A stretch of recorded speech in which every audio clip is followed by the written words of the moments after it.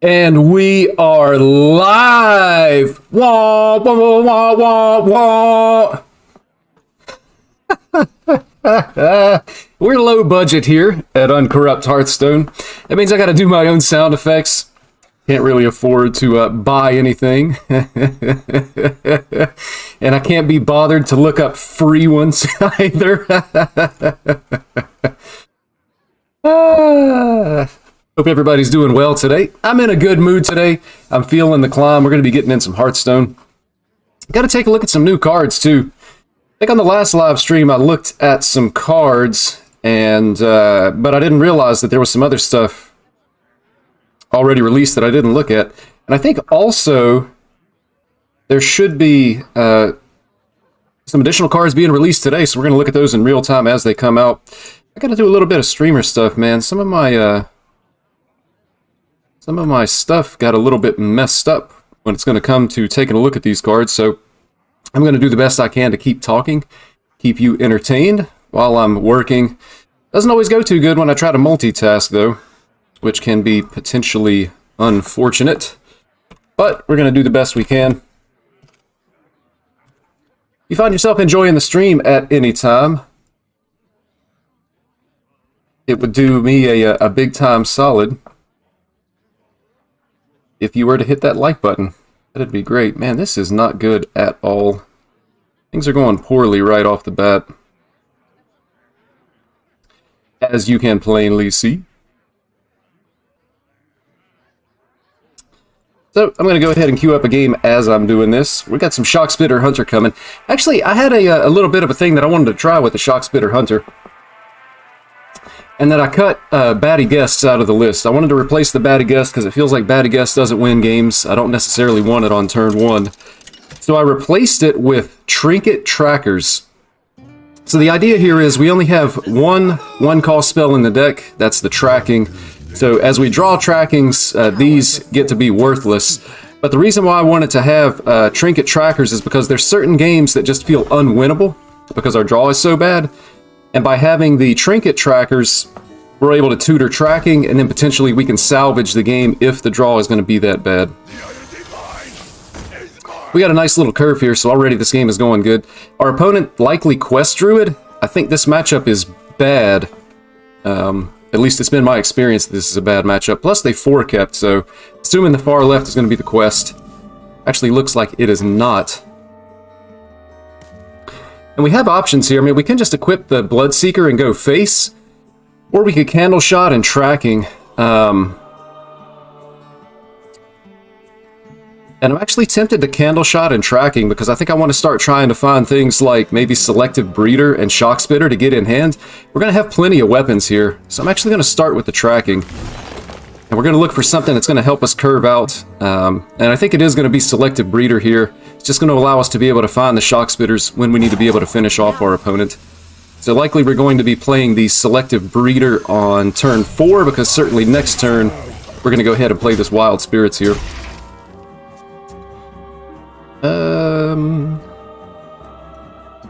Let's see, add existing. Oof, man. That is going to be just a hair tough.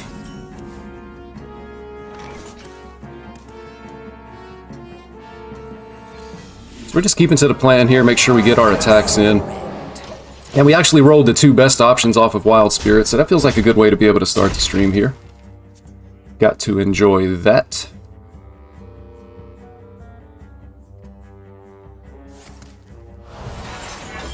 Our opponent's actually like doing nothing, so not quite sure exactly what their game plan is going to be here. They actually are Quest Druid, but they didn't play it until turn 3, which seems kind of strange. Hey, Sakur. Doing really well, as I hope you are.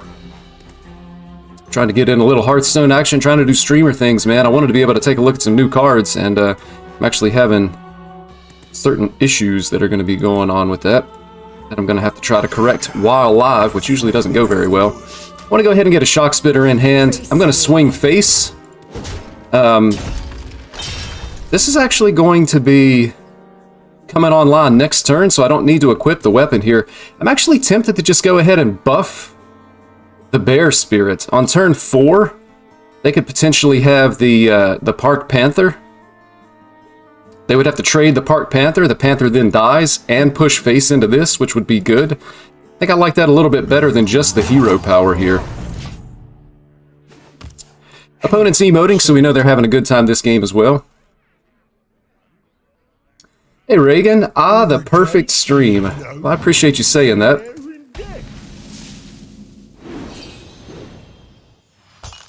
Lochi Tiam. Hi there, greetings from Malaysia. Greetings to you as well. I said your name wrong, get after me in the chat. I don't want to be using anybody's name incorrectly, so feel free to correct me if I got that wrong. I just try to do the best I can here. Unfortunately, like, our turn just isn't very good. Maybe I actually overwrite the weapon with the harpoon gun just to take a look at the bottom of the deck. We have more weapons in hand, so it doesn't really matter if I don't get to swing with this. This allows me to dredge the bottom of the deck, which could be valuable, and I'll still be able to fit in a hero power. So it's going to look a little bit weird, but we've got plenty of weapons. It's the same damage. It's not going to matter. And I'm ignoring the minion on the board. All damage is going to be going face. And I'm going to go ahead and take the Bran here. We've already got a Shock Spitter in hand, and then all damage going face, and a hero power. So things looking pretty good. We know that our opponent can heal. A lot of healing in Quest Druid, but we're going to have a Bran Shock Spitter combo on turn 7, and we're going to be able to swing our weapon pretty much every single turn this game. So we see our opponent does heal for 5, but I'm thinking they're going to have to swing into this. They could also have Rake. Maybe they're not actually taking any damage off of this. They're going to ramp, so they do have the Rake, so a little bit unfortunate there. They get a lot of good trades. They're actually going face here. So opponent back up to 21. So I'm going to swing and dredge again. So I actually took the wrong minion here. What I should have taken was Stormpike Battle Ram. I would have been able to play it this turn, and I could have dredged the Bran on this turn so that we would have it available on turn 7. So pretty much I dredged in the wrong order with these, and it's actually caused me to have like a really weak turn this turn. So I'm just going to have to hero power and equip another weapon here. But ideally, I would have been able to equip the weapon, hero power, and I would have been able to play a 2-mana 4/3 out onto the board, which then would have died and made our beast cheaper. So if I lose this game, it's probably directly because I misplayed that turn with the harpoon gun. Played some Standard, it was good. I hit Diamond 5, congratulations on that. If you hit Diamond 5, keep going, you'll hit Legend, you just got to play a lot of games. Our opponent just played Thaddeus, by the way. That's crazy. Can we kill him? We're actually 1 off being able to kill them this turn, but I think we're still going to win the game. I'm going to have to use, like, Bran Shock Spitter to remove the Thaddeus, but then I'll be able to Devouring Swarm on this to get those back to be able to kill him next turn. And I can actually... I can play this as well. It has to die in order to get this. This turn is interesting. I need to think about this. Maybe I just save this guy. A very interesting version of Quest Druid here. But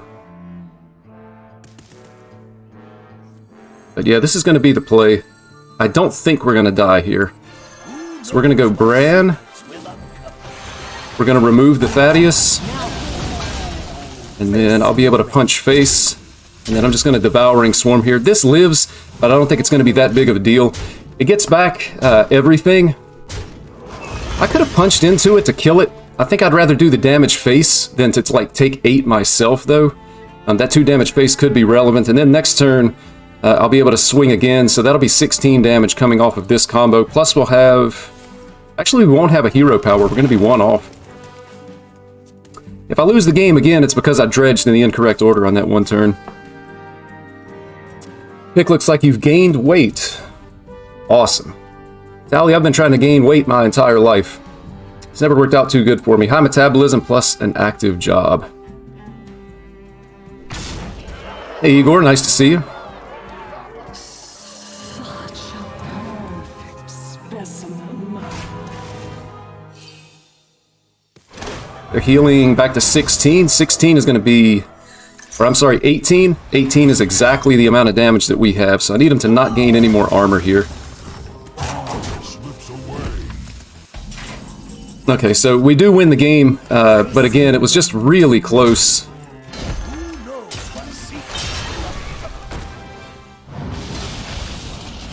And it should not have been that close. So, unfortunately, a little bit of a misplay there, but we still win.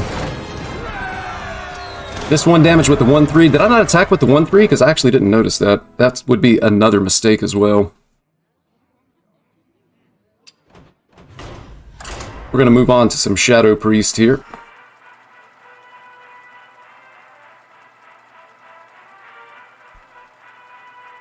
And I'm going to take a drink of water. Already finishing the first bottle of water here within the first almost 10 minutes.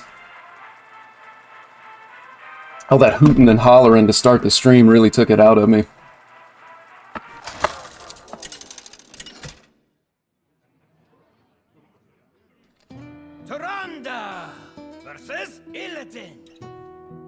I got a whole nice little table of drinks right beside me here. Raw power is no substitute for true strength. Against Demon Hunter, this matchup feels like it's pretty tough to me simply because we know on turn 6 they're going to have Spell Power, Unleash Fel. They basically have it every game. It's reasonable, we would expect that.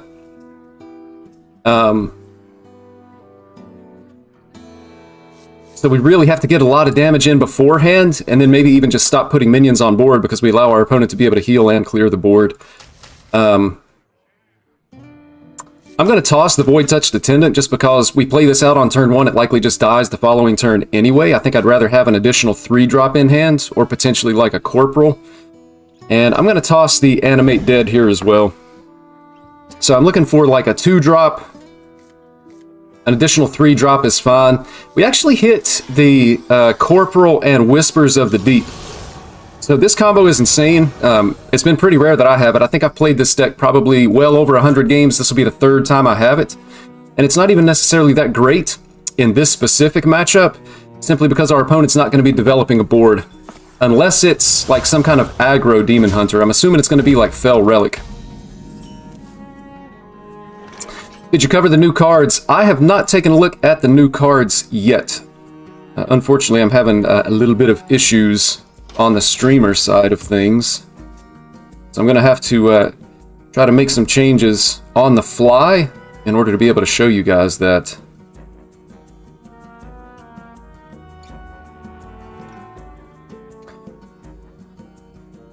You got to get those half-gallon bottles. I have one with me for work. Always finish 2 to 2.5 rounds of those in a day. Hydration. Nice to see you, Emmanuel. Yeah, man, that's a lot of water. I think at some point you can actually drink too much water. Because like all the water-soluble vitamins and minerals in your body, you can actually just wash too many of them out. Probably depends, I guess, on how much you're like sweating and things like that, but that's probably a little bit too much for me.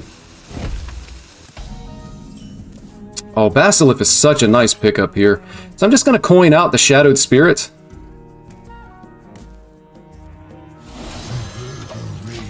And then, unlikely that this survives, but then turn 3 will be an additional Shadowed Spirit, unless they have like a, if they play like the Relic of Phantasms, maybe I just go ahead and make this play to clear the board and continue pushing face. If this survives though, then we'll be able to have 2 undeads on the board, whether it's this or this, and then we would have a Basilisk if they're able to clear, so. Feels like things are going okay so far, but I really think this is a bad matchup. So I'm just going to go ahead and remove that with these guys. Whatever card they discovered, it's going to be full price. They haven't had an undead minion die, of course. So that's going to be good news. So we'll play these. It clears the board. It gives me 2 undeads. We do have options, but, I mean, this is just far and away the best option. It's a 5/5. It's going to get to attack repeatedly. It clears their minion off the board. And then again, you know, even if only one of these dies, the play is actually probably still Basilisk. I mean, it's a 3/5 body, plus it's going to resummon. You know, a 5/5 is insane, even if it only gets to attack once. So, likely they can't even remove this. They would be removing the Shadowed Spirit. So again, I think we're in okay shape now. We're going to have to see how things progress here.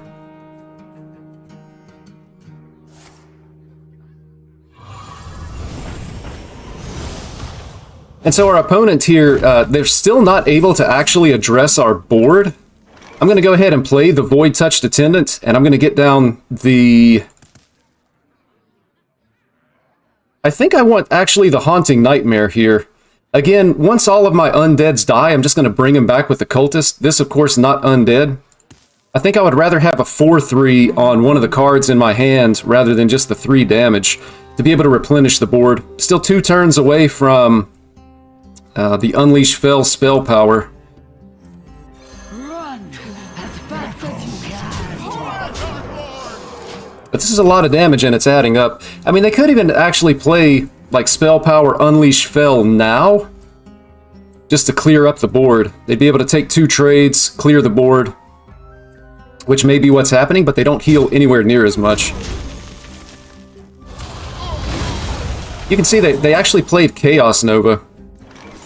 We're going to spend all of our mana, and we're going to go ahead and bring our stuff back. This summons a huge board, but again, if they have like spell power Unleash Fell, they're going to heal all the way back up to full, and they're going to clear most of the board. They're only 9 cards deep in the deck. It's possible they don't have it. We'll find out how lucky we are today. I mentioned earlier, I'm feeling it. We're going to be climbing, man. The goal is to get back to the top 400. I think we're going to smash that goal. Lady Setheno looks good for us. We're potentially just killing them next turn.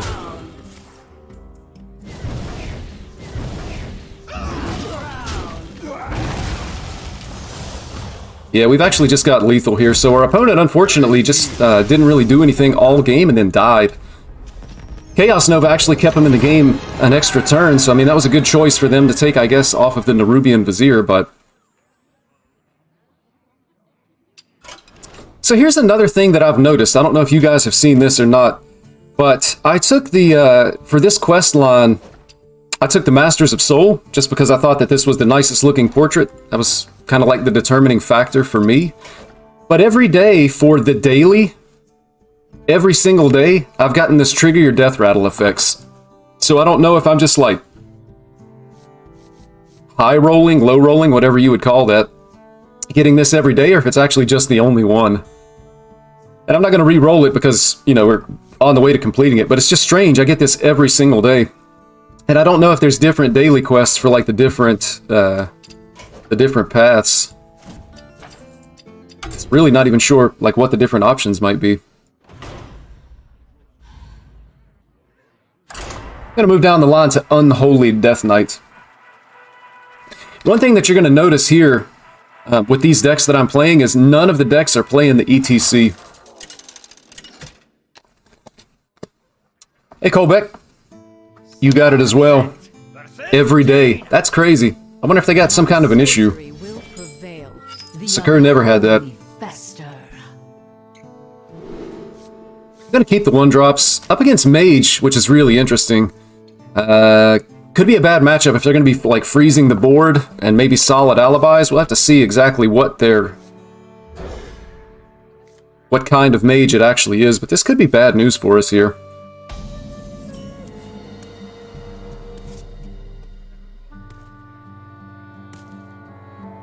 Gonna go ahead and get the egg on the board. Next turn we can buff it. I'm assuming they don't kill this. I don't know why they would want to kill this.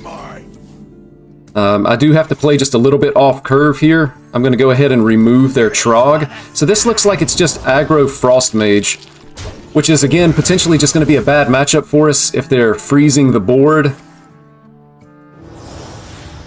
Yeah, and you can see here.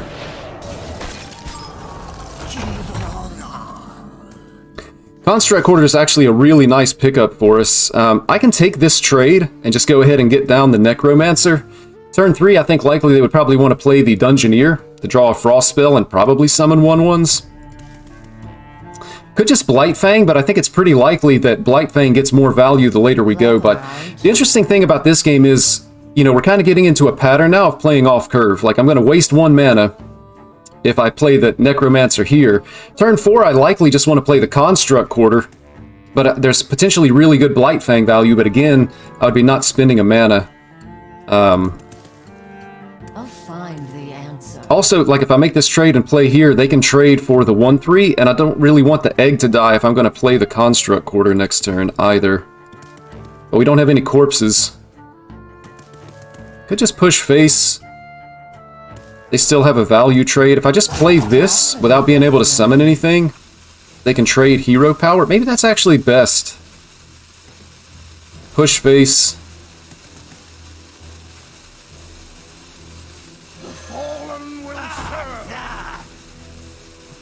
I'll try my best to be able to protect this. You chose the warrior one? Yeah, I like the Rokara portrait too. Well, they have second freeze here, which is interesting. Chose it because you want the DH package. Yeah, that was another thing. You got to keep in mind the. What was that?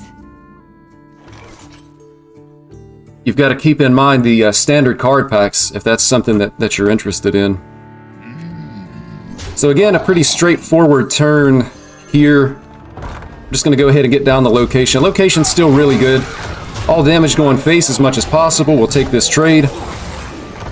Nothing dies. So the board is nice and wide. This card works against us a little bit because it's spinning our corpses. You think about the grave strength. It's going to be unlikely that we have 5 corpses. Now we're going to be able to get our Blight Fang value though. So I'm going to go ahead and Blight Fang and then Plague Strike. All damage goes face. I feel like Plague Strike almost needs to hit a 1/1 because I don't want their 1/1s being able to freeze our board versus taking out the bigger damage minion. The freeze is more relevant. I need to just be able to punch face as many turns as possible here.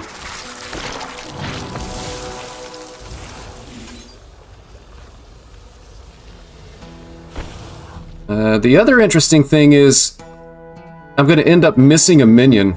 I think I want the Rusher. I can actually well, even if I take a trade here though, it's still not great. Maybe I actually just hold the Plague Strike and get down the Astalor. Pushes a little bit of extra damage face. Gets us the next version of Astalor in hand. So we are going to miss out on some of the minions that would be coming off the Blight Fang, but it's just extra value anyway. I just want the biggest board presence that I can possibly have. We're nice and wide here, and sometimes even just Grave Strength with +1 attack minions on the board is going to be good enough for us.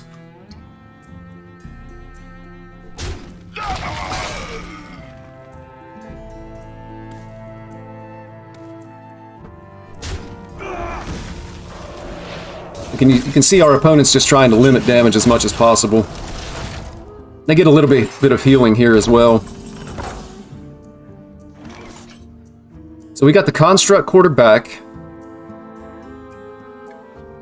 We've got active Viziers, and we also have an active Plague Strike. So I believe these two guys are going to be the ones that are also going to summon additional minions for us. So I'm probably going to want to make sure that they die in the different things that I'm doing. I'm going to start off and we're going to see what spell we're going to discover here.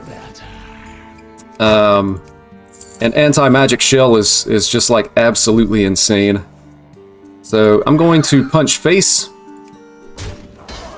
Construct Quarter goes on this guy. And then I'm going to make a trade here because it's going to give us the extra minion. And then I just want to buff the board. We'll push that damage face. You can see our opponent concedes here, so it was really interesting the way this game played out. Having the Plague Strike that generates a minion plus all the Blight Fang stuff on the board. We just had everything on the board. That could be an interesting replay to potentially go back and just look and make sure that we actually did things correctly. But just maintaining the wide board is what you want to do with the Unholy DK, so nice little win there. 3-0 to start the stream. We're already closing in on our goal of top 400, which is exciting. If you find yourself enjoying the content at any moment, please consider hitting that like button. It actually helps me out so much.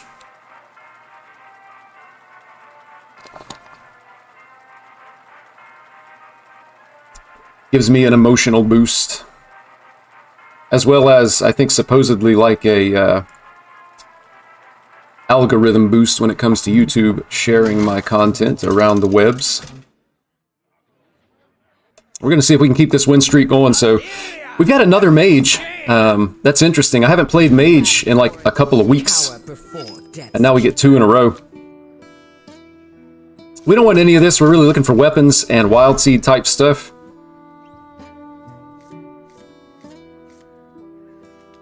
We do hit 1 weapon. Brand we don't really want in our hand in the early game.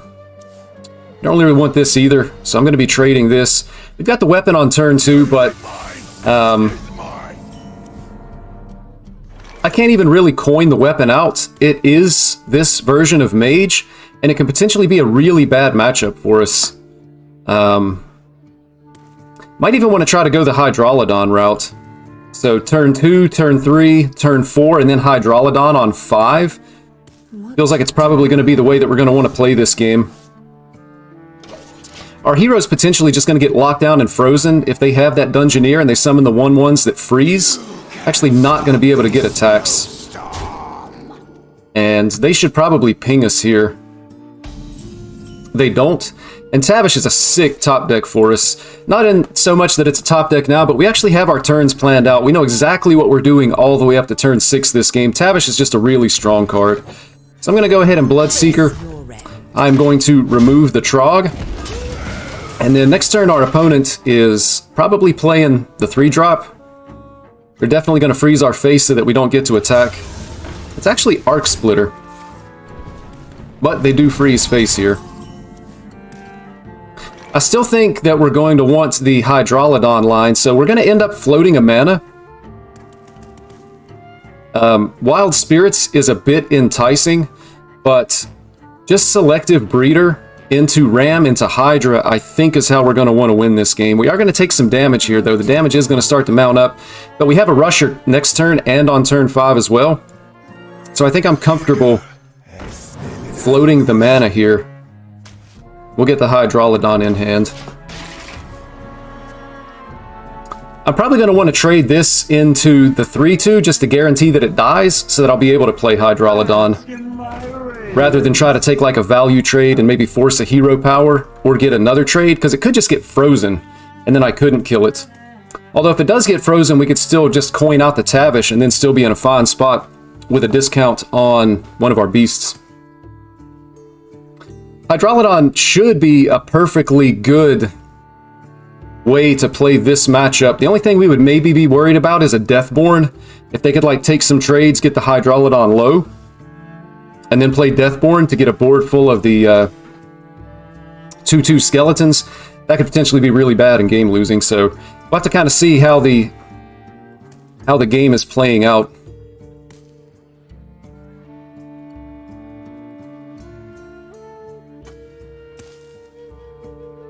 But I feel pretty good. You know, some games you're sitting there and you just kind of get the feeling of, hey, I'm behind, my opponent's way ahead. Then some games you feel like you're in an okay spot. I think we're in an okay spot here. And this particular game has basically played itself. We get frozen again. And we are actually taking a lot of damage here. If our opponent has the Frozen Touch in hand, it'll be infused because of all the minions that are on the board. You know, that kind of stuff adds up. Question is, you know, do I want a value trade? So this is what I mentioned before. I trade here, it guarantees that the Hydralodon is reduced. If I take a value trade, you know, maybe they feel like they want to ping, they get hit here. If they have location and freeze it so that it actually doesn't die, then I would be able to just coin the Tavish.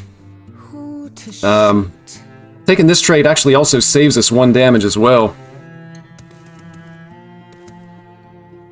But I think I'm going to value trade. Like, coin Tavish is fine. We'll still have this at 5 to be able to play on turn 6 if we need to.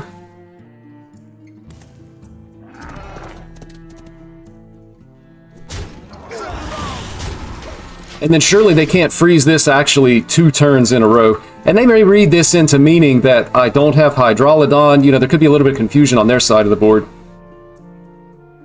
We're going to try to outsmart them just a little bit here.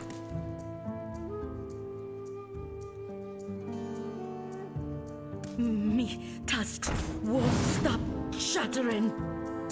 Keeping in mind as well, turn 6 is going to be their Deathborn turn, should they have it. And they have a card over here that's been in their hand the entire game.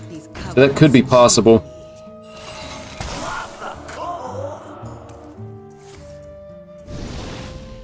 They put stuff in their hand. So it looks like our better play is actually going to be to coin out the Tavish anyway. You see the minions do get frozen.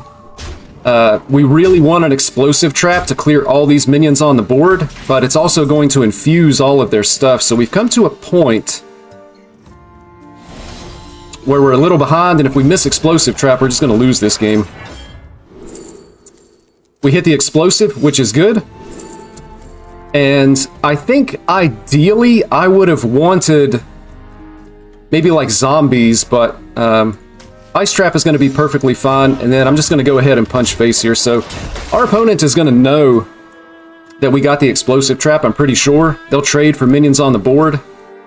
We got to keep in mind they're going to have at least 2 arcane bolts. We've got the Ice Trap to help us a little bit. Slow our opponent down. Again, this will be dead, so next turn we can Hydralodon for 5 mana, and then we can probably just equip the Candle Shot, make sure that we keep swinging. We do have Bran in hand, and we have Selective Breeder, so we can dig up one of our Shock Spitters. Could be a way to find lethal, but we've only attacked twice, so right now Shock Spitter only dealing 3. Important note, when you're playing this deck, you want to make sure you know how much your Shock Spitters are going to be able to deal, so you have to kind of remember how many times you've attacked.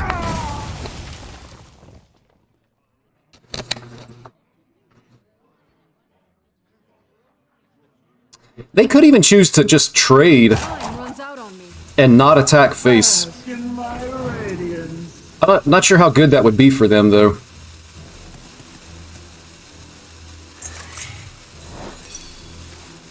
So they tested for Ice Trap. That was a good play from them.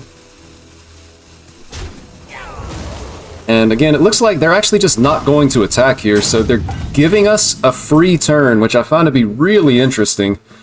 So I'm going to go ahead and Selective Breeder. I don't want to play the Hydralodon, because again, if they have the Deathborn in hand, they could like make trades, play Deathborn, and we just lose on the spot.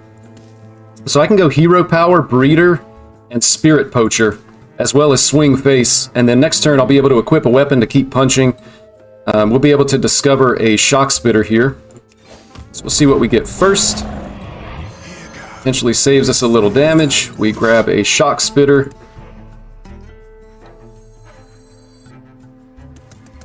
Other scary thing here is they could actually just have the Deathborn and play it on their own minions. They could still potentially have a full board here. I guess at this point we actually just can't play around it though. So we're just going to have to pretend that they don't have it. So now I feel like we're at a point if they have Deathborn we just lose no matter what, even though we didn't play the Hydralodon. So maybe the better play was actually Hydralodon. You just kind of have to pretend that they don't have it or hope that they don't have it because we're not beating that card anyway. Deathborn will give them a full board, plus we know that they're going to have at least 2 Arcane Bolts that are going to deal 3. Yeah, they're setting it up.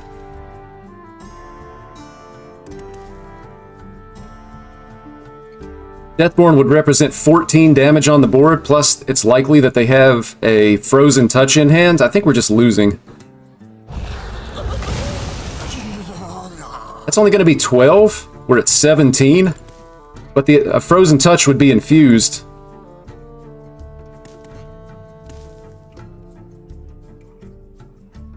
Be able to have 10, 11. Although, interestingly enough, the Hydralodon play here isn't going to be bad. We can Hydralodon, take some trades on these guys. We're taking all the damage face right now. That was a good play by the opponent. Pretty sure we're just going to be dead here. Only thing we can really do is just Hydralodon. We're not going to have any more additional healing. We'll get the hero power down, but I'm expecting we just lose to Frozen Touch, Frozen Touch. And actually, I'm going to concede. We're just dead to the 2 Arcane Bolts. They're going to deal 3 apiece.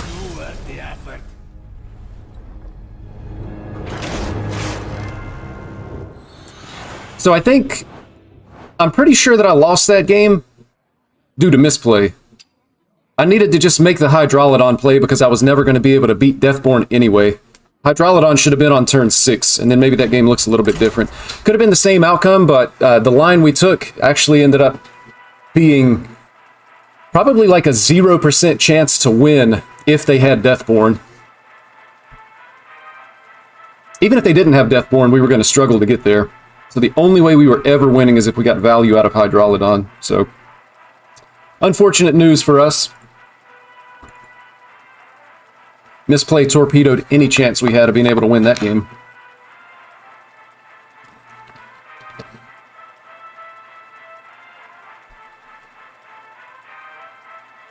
I still think the choice to go down the route of Hydrolodon was correct. So there was nothing wrong with the early game. It was just when we got up around turn 5, turn 6, I didn't think things through correctly. Death Knight here. I wonder what version it is. Could be any of the 3, Blood, Unholy, or Frost. I think I've been seeing all of them. Starting hand, not super great here. We'll likely coin out the 3-drop, and then hopefully we draw an additional 3-drop. It is going to be Blood, so this is potentially a tough matchup. Not unwinnable, but we're against a control deck that has lots of healing, which kind of runs afoul of our game plan of aggro with this particular deck. We'll change plans a little bit, and we'll save the coin. We'll go Mind Eater into Shadowed Spirit.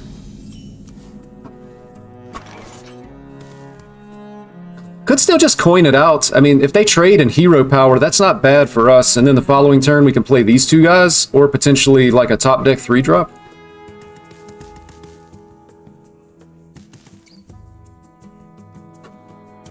What is in Moon's will?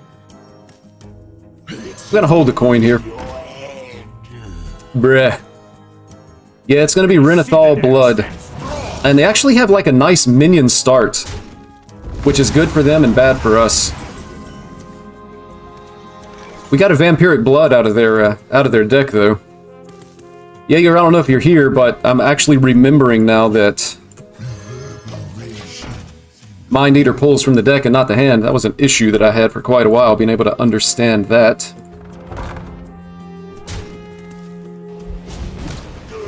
Construct Quarter is really good for him, so these are the games that tend to get a little bit frustrating for me. I really can't stand Renathal decks. Like, they're an absolute donkey. Blood Death Knight is a bad deck. It has a less than 50% win rate. So really, they're just griefing the ladder. They're trying to take, you know, regular people like us and make us miserable. In addition to the fact that they've had to play every single turn with a control deck, and it's Renathal. All of which is unfortunate. So this is interesting. I want to save the silence for when I steal a minion. I can just play the Basilisk, but then they get a good trade with this. So I could go Basilisk, coin out the silence, and remove this. So it's probably correct to just not even worry about saving the silence here. I don't think there's any question we get the Basilisk down. We don't want to hold it to try to wait for additional value. And I really just want to get this off the board. I'd like for both of these guys to be able to punch face. If the minion sticks, we'll be able to play the location, buff the minion, draw a card. But things really not looking so good this game. I mean, our opponent's still at 32 health on turn 5. They've had plays every turn, and their plays have actually been, like, you know, really good to fight against our game plan. They hit removal. I've talked before, the Death Knight Discover pool is like the best in the game. You almost never get a bad Discover off of Death Knight. They have access to removal, access to healing, potentially additional win conditions, and we're just so far behind. I think this is a game that we just concede. Like, there's probably a small chance we could still win, but it's not going to happen. Probably just continue to get more frustrated as we continue in this matchup. So I'm just going to go ahead and concede, get that out of the way. Try to keep a positive mental attitude because we're planning on doing some climbing today. Unfortunately, little loss streak. I'm going to let Matty Dog out. I'll be back for the mulligan.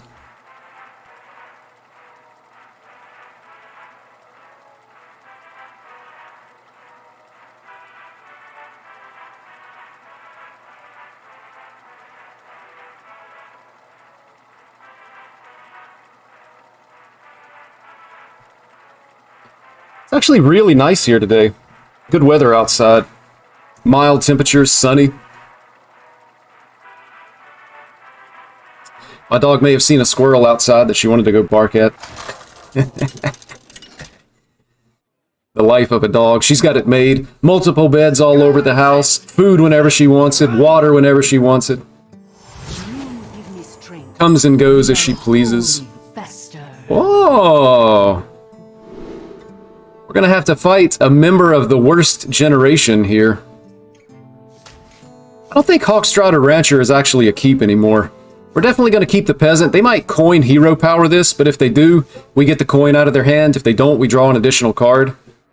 But I want, like, earlier stuff. Hawkstrider Rancher is more of like a combo card now. Like, you can never just play it out on turn 3. If you do, it dies and you don't get any value, so...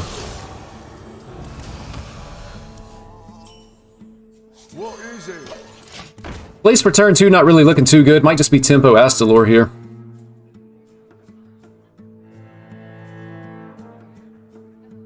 Only one pull from hand is the Taunt Dragon. That's good to keep in mind. That's adorable. What breed? Oh, this works out so good. This sticks. We're going to be able to remove this guy and put a minion on board. Get a little bit of damage face. That's great. Misplay on the order there. I got so excited because I wanted to talk about my dog. I should have hit face first. I actually missed 1 damage. If we lose because we're 1 damage off lethal, it's because I misplayed. My dog is actually mixed breed. And... I don't even remember what the mix is, to be honest.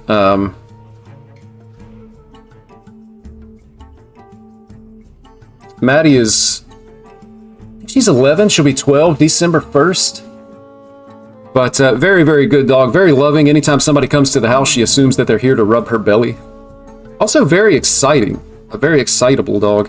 So I think it's just going to be Necromancer. And the Body Bagger here. I would like to be able to get out the egg in combination with the Construct Quarter. But if I get down the Battlefield Necromancer, Body Bagger is going to give us a corpse. I can push the damage face. Body Bagger is also a perfectly acceptable target here. And if I can keep corpses in this, potentially I can delay, you know, this thing being able to die as well, which would be nice. Got to keep in mind here, their board clear is going to be on turn 5 with Shadow Word Undeath. Starting to look pretty likely that they'll have an undead minion as well here. Mindseer, ping. So we are going to have a corpse.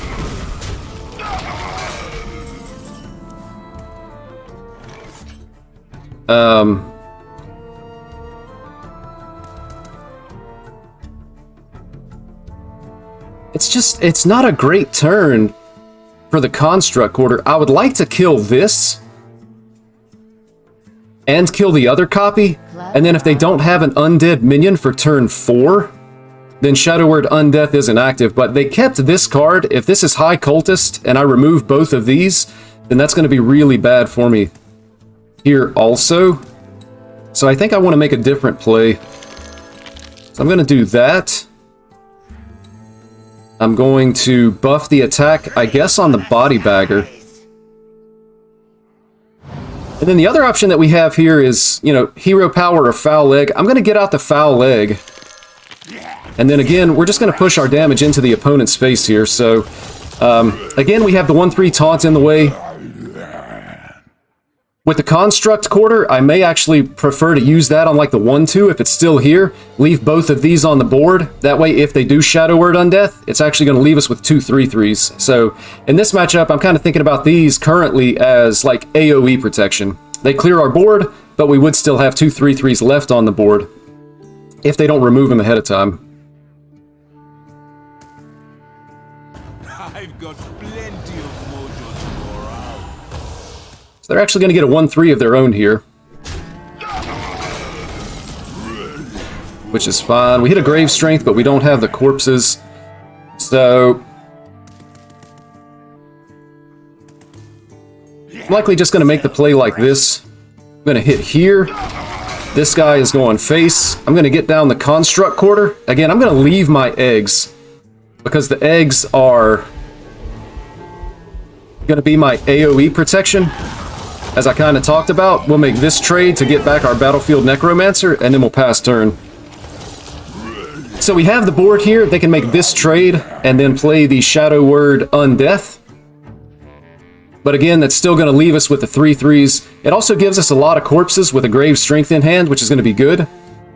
And then it's going to put our opponent in a position where they pretty much need to have, like, second copy of Shadow Word Undeath. They actually don't have it. Possible we actually just have lethal here.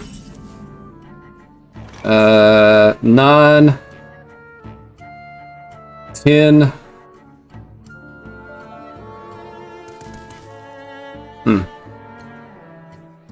See, we have 9. Grave Strength would add Clever, aren't 5. That's 14. 16. Yeah, just not enough corpses here. Plus, we can't get through this. So I think I want to discover off of the school teacher here.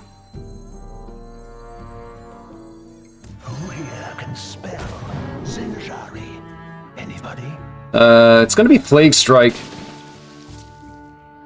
So I'm going to hit here.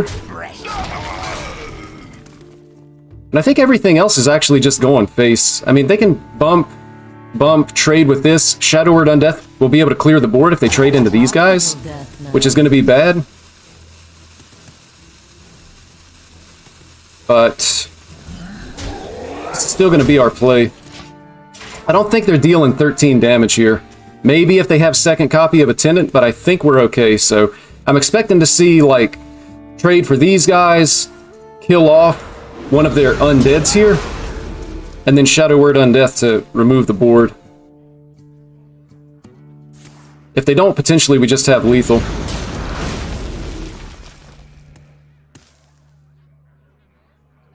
Run as fast as you can. Yeah, I think we're killing them here. We can even, like, hero power trade to get the 5 corpses that we need for the Grave Strength, so I believe we're winning. Although they're going to be making value trades, we won't have much of a board left. We'll see what we have.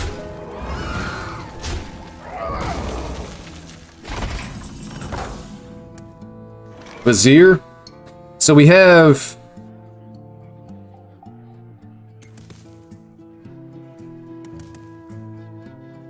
That's Plague Strike.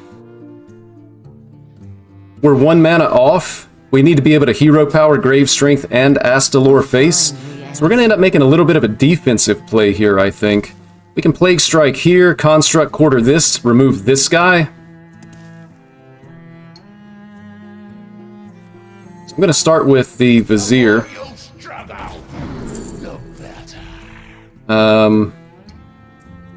Cheaper Grave Strength. That would be 2 mana. Still not enough to be able to kill our opponent this turn. So I think we take the Heart Strike. Talk, little Death Knight. Pick me! So I'm going to Plague Strike that guy. I can Heart Strike here. Astalor face. That goes face. Buff here, and then we'll pass turn. So it was actually maybe even a misplay to use the Construct Quarter, because now they can trade, and again, Shadow Word Undeath clears our board here. May have actually been better off not allowing our opponent a way to remove their Death Rattle minion. It looks like they're struggling, though.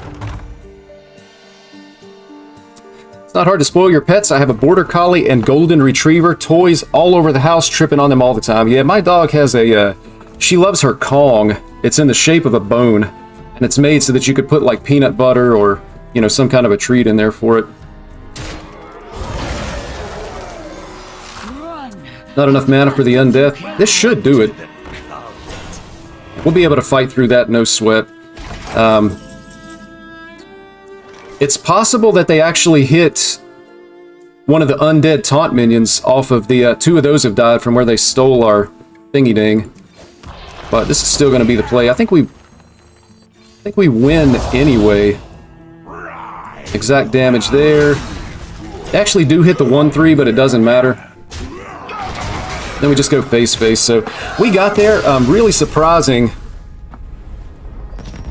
that they never had Shadow Word Undeath. Really reasonable that they would have drawn it by there. Trafalgar Law down, by the way. But we refuse to be stopped. One Piece actually like my favorite anime. I'm excited, man. I don't read the manga, but I love the anime of One Piece. And there's going to be a new episode of One Piece tonight for me. And it's the first one in like 2 weeks. They went on hiatus for 2 weeks. So I've been chomping at the bit like to see what happens next. Stay in the shadows. Coward. Back over to Shockspitter Hunter and versus Rogue here, man. Please, oh please, let this not be one of those jackpot donkeys, man. Absolute scarecrows. They come in playing Jackpot Rogue, a bad deck, like a 40-something% win rate. And then they high roll with Reconnaissance and Jackpot and just absolutely ruin your day. Hey Cax, good to see you. Glad you could stop by for a few moments at least. We're gonna track. We already have one weapon and we have a Hydralodon in hand, so I'm gonna take the Stormpike Battle Ram. So turn 2 I can Bloodseeker attack. Turn 3, potentially we're just trading, and then turn 4 we've got Battle Ram. Looks like it's gonna be Miracle. This actually buffs our weapon as well here. Looks like it's going to be Miracle. We don't have... I'm not sure what this matchup is. I feel like the Rogue has to be favored. Hydralodon can potentially be a winning line, but if they go off too early, we just lose. They didn't play Potion Belt, and they didn't play Ghoulish Alchemist, which is good for us. So now the question is, how all in are we going to be on the Hydralodon line to be able to win the game? Because I'm actually considering like Swing Face and Tempo Brand, but if I tempo the Brand, that means there's never going to be a Shockspitter Brand play. Likely I want to use the Hydralodon on turn 5. I tempo this out, they maybe overreact to it, which delays their pop-off a turn. Or we could just trade. Maybe I hold on to this. Trade. I mean, we could still hit like a Shockspitter. Kind of keeps our options open. We play Tempo Brand. I mean, they have to spend mana to remove it, but maybe they're able to actually, like, Serrated Bone Spike to kill it, in addition to, like, a Ghostly Strike. Face your end. I'm gonna hold the Brand. Next turn it'll be this. Again, I mean, I'm assuming it dies to Serrated Bone Spike. We kind of want it to die because we want the Hydralodon active.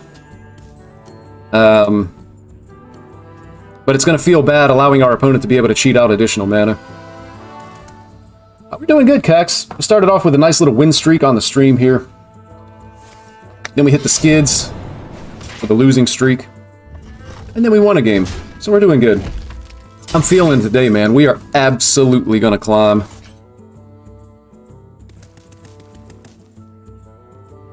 Again, if I play this, it just allows my opponent to cheat mana. But I still feel like Hydralodon is probably our best option to win the game. Outside of that, we could like swing, equip, and hero power. Our opponent goes down to 20. But we don't have any Shockspitters in hand. We got a ton of weapons, though. Maybe we switch gears here. Like, what would you guys do if you're playing this matchup? If we never draw Shockspitter, then we're really going to regret not playing Battle Ram. I play Battle Ram, it potentially enables my opponent to absolutely go off. If they have, like, Prep, Bone Spike, extra mana into, like, Draco Weapon. But they haven't played any Potion Belts. They haven't played Ghoulish Alchemist yet, either. Now. I have more respect for jackpot rogues than people that play Blood DK.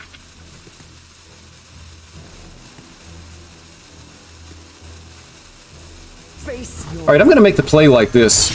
So I'm actually rolling off the Hydralodon plan. I don't want to allow my opponent to be able to cheat, man. It maybe buys us an additional turn.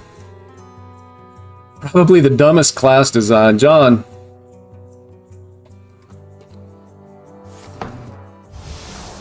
I don't mind Blood Death Knight. What gets me, though, is the... Stone by stone, Stormwind shall... Oh, man. Please let it stay on the board. I can trade my, my Battle Ram into it.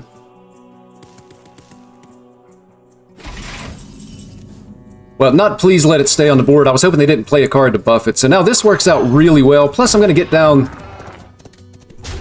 Actually, I think I hold the Trog here. Like, our opponent is absolutely struggling. I play the Trog, and again, I just enable the Serrated Bone Spike. They always have it, by the way. Usually they always have Serrated Bone Spike on, like, turn 2. So I'm holding minions so that they can't do that, to be able to cheat out extra mana. They play the ETC here, so I'm just going to go ahead and Hydralodon. And then since I'm going to play the Hydralodon anyway, I'm going to spend mana on this. And then we're going to have like a really, really wide board with Hydralodon plus a Trog. And that should just win us this game. Opponent's just too slow.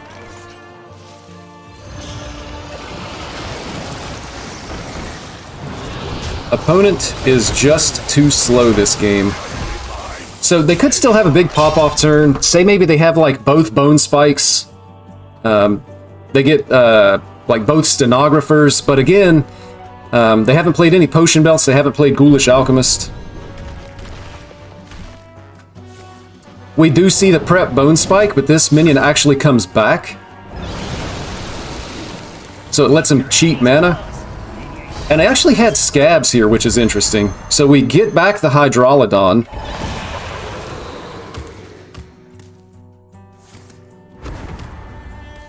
So Scabs is what was in their ETC.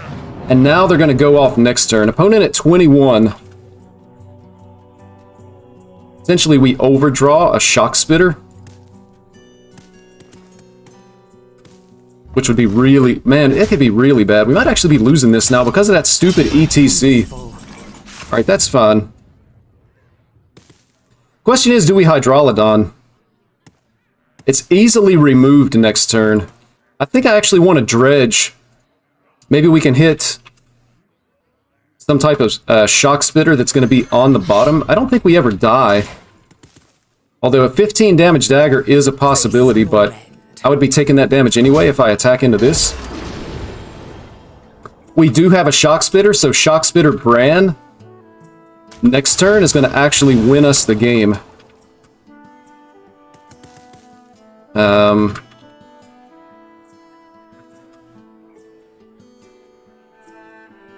mean, if we hit a Rusher here and take a trade, that makes us a little bit more safe. I don't think they're dealing 15 damage. 18 cards still in the deck. They are going to have Potion Belt, though, but 15 is still a lot. I don't think you typically see... I don't think you typically see 15 on the Draka weapons. Like, the turn has to be absolutely insane for them to have a 15 damage Draka weapon.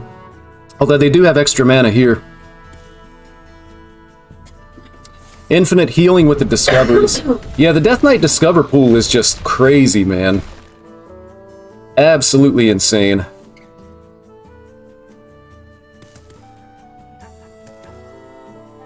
I wonder, are they ever able to board lock us so that we can't play Bran Shock Spitter? Surely they're going to have minions left on the board that we could trade into. To be able to make room. Yeah, so Shadow Step, lots of coins. It's going to all come down to whether or not they have Draka in hand, which they've only drawn about half their deck. And then how big the Draka weapon is. They got to play, well, 16 cards counting the Draka to be able to get there. Although this aiming face is bad news. They're roping it out, though. Alright, 3 off of that. They don't have enough cards left in hand, though.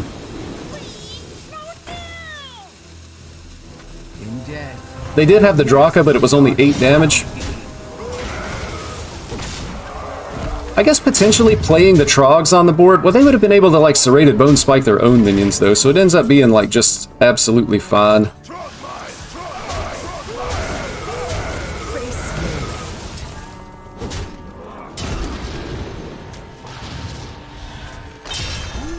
So I'm pretty thankful now that I didn't tempo Bran on turn 3. Early in the game, I had my game plan set that I was all in on the Hydralodon play. Battle Ram into Hydralodon. I ended up rolling off of that plan, but at some point I was considering tempo Bran on turn 3, hoping my opponents would overreact and basically like delay their pop-off an additional turn. And I'm really glad that I didn't. I'm also glad that I didn't just play like Hydralodon on turn 7, because that also likely would have lost us the game. Being able to Harpoon Gun and dredge up the Shock Spitter was most likely the only winning line there. GG, thank you much for that. Please keep in mind, if you're enjoying the stream and you haven't already, consider hitting that like button. It helps me out just so much. Also, other options if you so choose. You know, you can subscribe to the channel if you want to keep up with what's going on with old Uncorrupt here.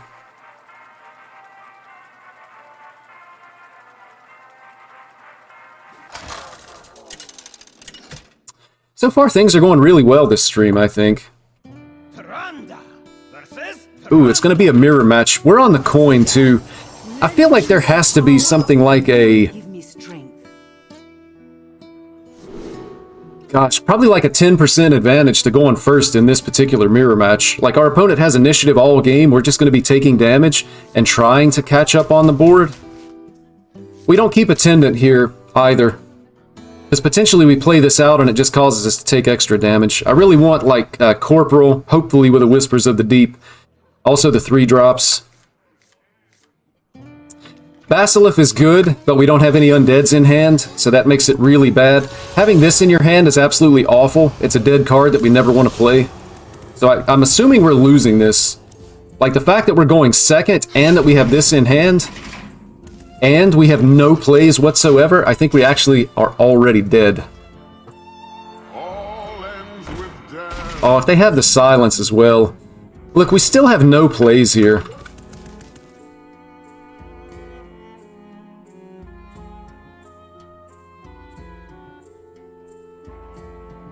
Next turn is like do nothing. I wonder if I actually ping this. They still have a kept card. If they silence it, we actually just get farmed. This card kills us. So I can ping, and then next turn, assuming I draw dead again, we could just go ping and Mind Seer. I mean, they would have also kept a 3-drop as well, though. They're emoting us because they're mad. They're mad because they don't realize what a complicated turn this is.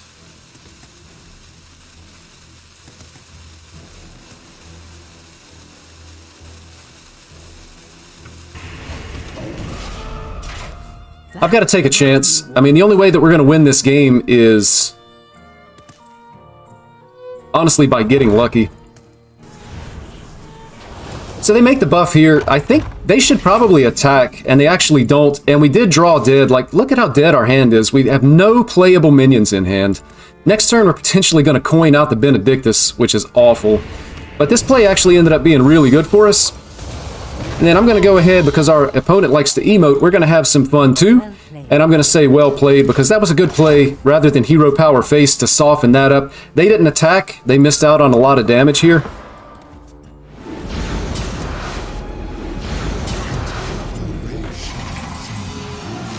But again, I mean, we're kind of struggling, but we actually have a good play now, thanks to our opponent. I'm going to steal the Shadowed Spirit, and then I'm going to coin out the silence on the Najak. You can silence the minion you steal, and then when this dies, they don't get it back, just for extra damage on the board. But in this case, we want to silence the Najak, so that we get to keep this guy. We're going to play the silence there, so I feel like we're actually now way ahead this game. Whenever these die, we can bring them back. We have the board clear, we have the card draw.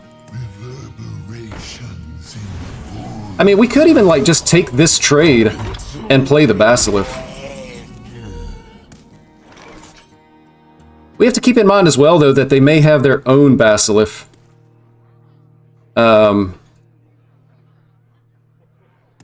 Although, our play just feels like it's going to be so much stronger, though. We hit face. We'll go ahead and Mind Seer on this guy.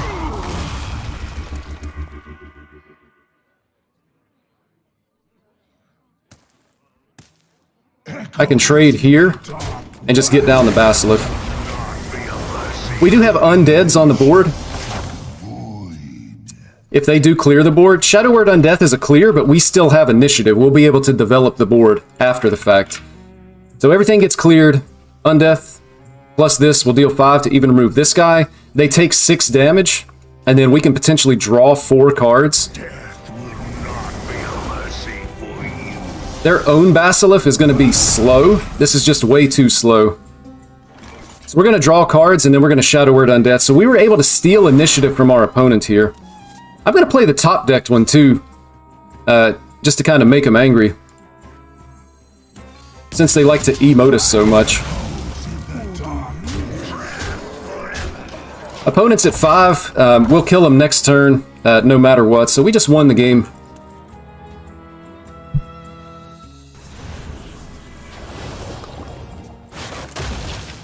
Let's see. Oh, I missed a lot of chat. I like the way you explain stuff. Keep up the good work. Sass, thank you so much. Glad you could stop by. Glad you're enjoying the stream. They're dead to hero power, by the way. Concede, by the way. I think this is the second time we played them as well. I think they beat us the first time and we were on Shockspitter Hunter. Closing in on our goal nice and early in the stream. Only 1 hour in and we're already getting close to this. I'm going to, I need to try to see if I can fix my stuff, though. I really wanted to go over some of these new cards. And, I've been struggling. Oh, man! That feeling when you have worthless friends. No, I'm just kidding.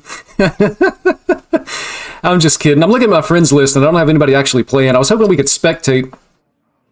I've got some issues with my streamer stuff because I'm a noob that I wanted to try to work on. Let's see. Any other quests get nerfed except Demon Hunter and Warlock?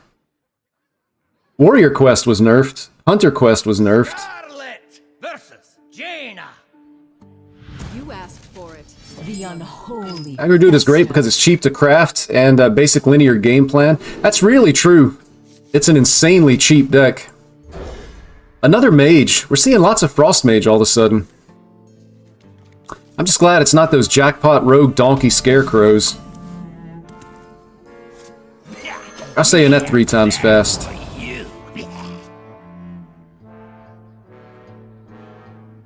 I feel like I missed another question. Somebody asked, what deck would you suggest to climb with?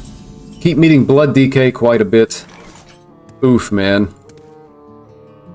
That's a straightforward turn. If you're seeing Blood DK, I would recommend Quest Druid if you can make it. You just kill them with the combo. Like, they can't threaten your life total, you have healing anyway, and then you kill them with the Astalor combo. Should be a really good matchup into Blood Death Knights. The wails of these cowards chill. Oh, I thought they whiffed on the thingy dings here. Turn's not great here, to be honest.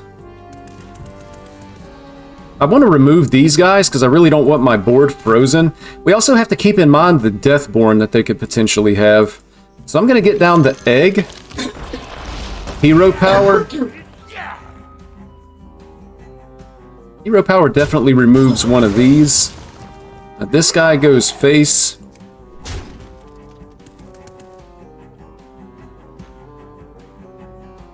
I'm just going to remove the freeze. Top deck location would be good since we have the egg. Only one copy of the location in this version of the deck, though, by the way. The mana nerf actually really hurt this card. But I'm assuming one of our undead minions dies, and the Vizier is going to be active.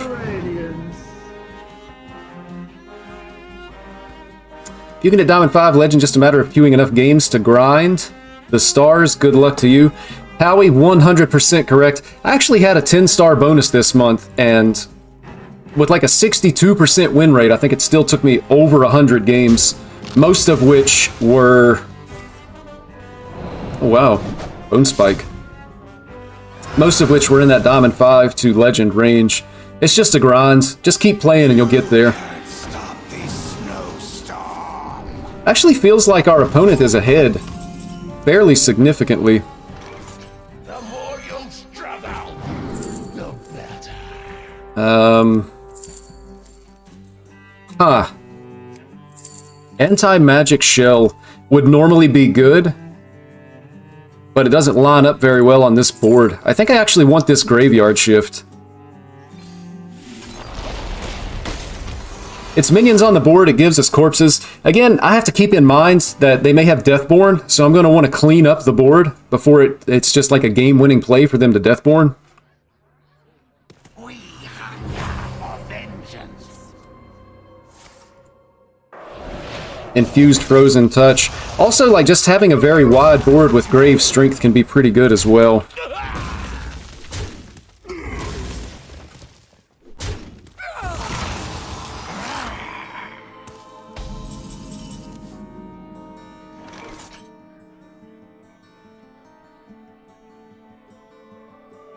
You don't have core cards, don't think about crafting it. Most of the cards are rotating out. Yeah. If you don't play wild, you could potentially waste your resources. Yeah, I wouldn't craft any of the quests at this point, just because they're going to be gone in like a month or less. Conserve Dust, I would agree with that as well. Snoop around and see what's best. Yeah, absolutely, man. See what's out there. So this is how we're going to win the game, having Marogar in hand. We're just going to continue to develop our corpses. I do think I'm going to take some trades and maybe just draw cards here. Other option would be just like Hero Power Astalor and float a lot of mana, which I really don't like the sound of. So we're going to draw cards. And then I'm going to make these trades. Again, just kind of trying to set up the board in such a way that our opponent doesn't win the game on the spot with Deathborn. But just by having lots of corpses, we'll be able to win the game just with Lord Marogar, I think. Unless they, like, discover something from Second Prismatic or, you know, something strange happens. Basically, on turn 8, we play this, and then we would expect our opponent to concede. So I'm probably going to want to play as many minions as I can each turn, the next 3 turns, just to maximize my ability to generate corpses. While at the same time keeping in mind that I don't want to set up a really good Deathborn for our opponent here.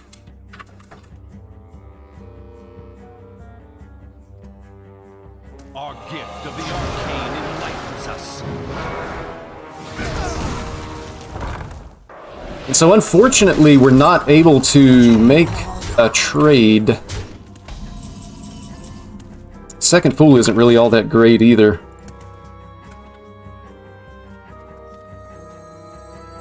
See what we discover off of this.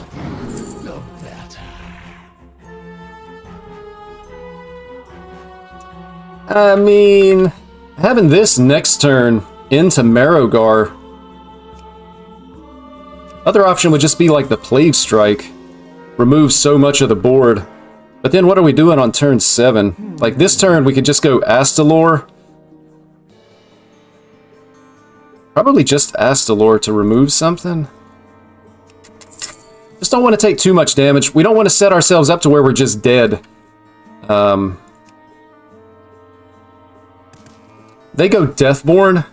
I'll find the answer. We then freeze the board. We might actually die before Marogar, so it's going to have to be the Plague Strike, which is actually free for us. So we're going to clean up all of this again. I kind of feel like Deathborn is really the only way that we're going to be losing this game in particular. Our gift of the arcane enlightens us. And I am going to go ahead and stick out the egg. This does die to Deathborn, but it's going to leave us with a 3/3 as well, which can trade and potentially soak up 2 damage. So I feel like we're in a really good spot against Deathborn. We'll figure something out for turn 7 into Marrowgar turn 8. Assuming we don't have some kind of miracle lethal with the Grave Strength. I want to keep an eye on that too, but they're at 27. We only have 4 minions. Likely stuff's going to die, so I don't think that's going to be the issue. Still feel bad about Jace. He just shined at the end of his life. I mean, there's always the outside chance that some of these cards get added to the core set. They still haven't announced what's going on with the core set. So maybe Jace actually makes it in the core somehow. I don't know what the history is like, the precedent. Does anybody remember if... Oh, nice. Their damage is going into fighting for the board here, which is good news for us.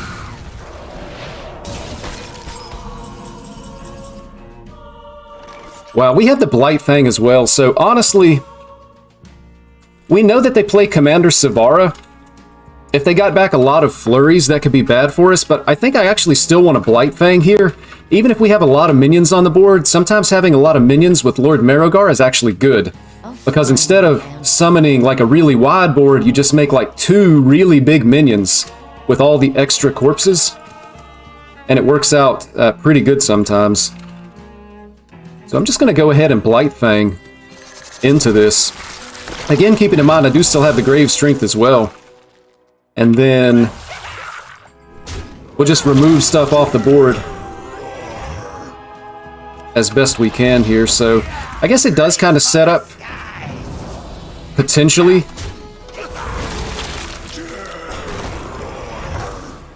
actually this is bad. Like, Deathborn is insane here. It'll give them a full board if they have the Deathborn. Yeah, I probably should have thought a little bit harder about this. As much as I've talked about it, and I think I still screwed up my turn here.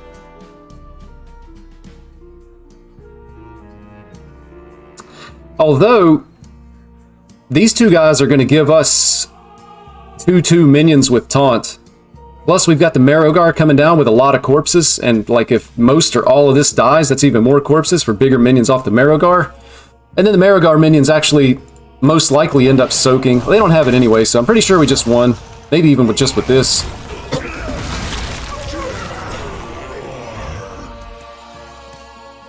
Yeah, I think it's just a matter of time and we've got this learned. Learned from dev comments that core is assembled without much forethought for coordination and interaction with the sets it will host for the rotation. Seems like ad hoc design. I kind of wonder sometimes how much the developers look at like support for archetypes, because you know, an archetype comes out and then they print additional support for the archetype, and then a lot of those cards go away. Oh, it doesn't even matter. Well, it was this, right? Sometimes you want to get it wrong just because you don't want it in your hand.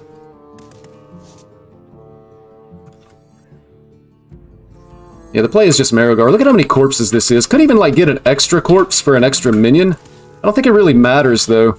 Like, an additional 2/2 buff versus spending 1 corpse on a minion. I think it's actually better to just go ahead and play it like this. Our opponent needs an absolute miracle. Yeah.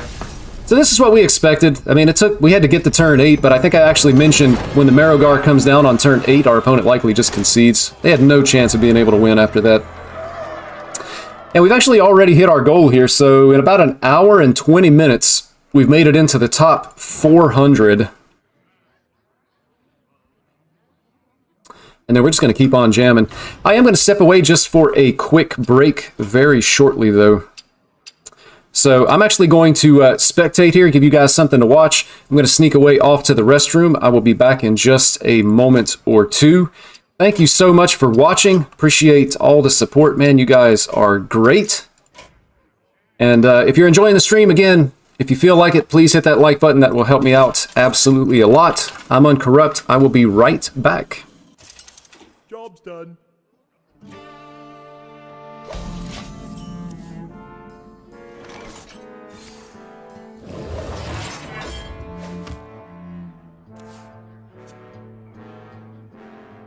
gotta be scrappy with scraps.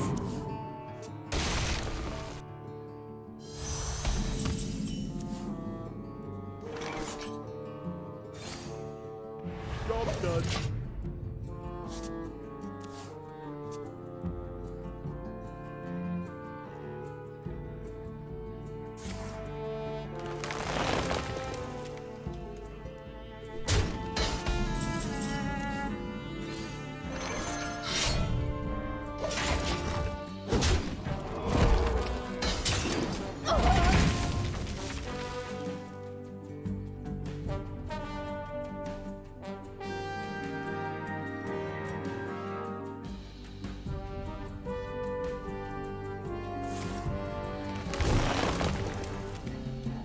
You gotta be scrappy with scraps.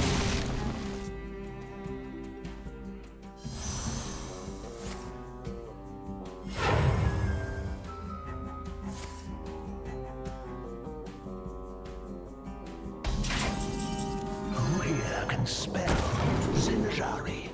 Anybody?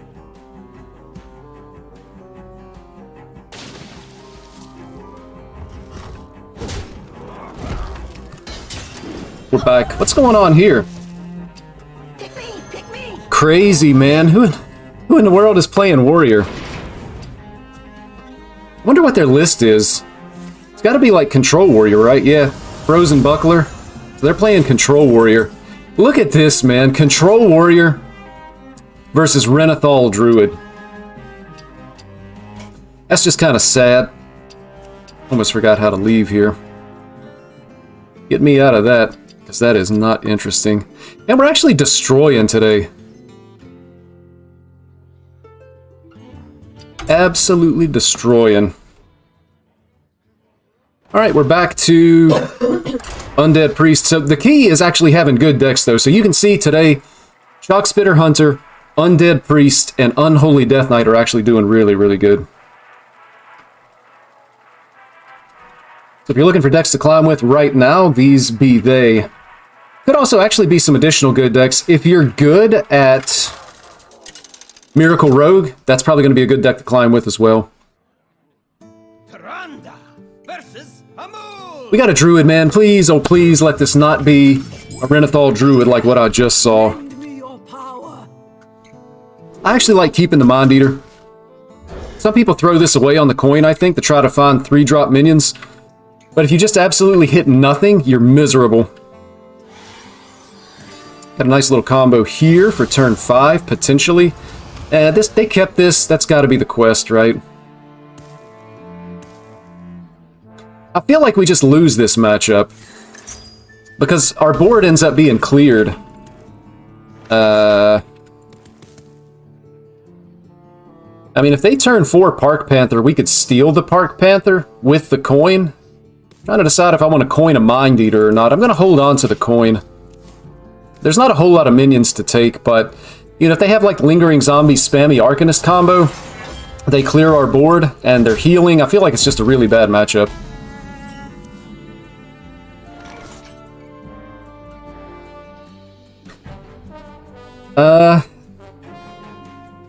That's interesting. So, ideally with Undying Allies with this deck, the best card to use it on is Haunting Nightmare.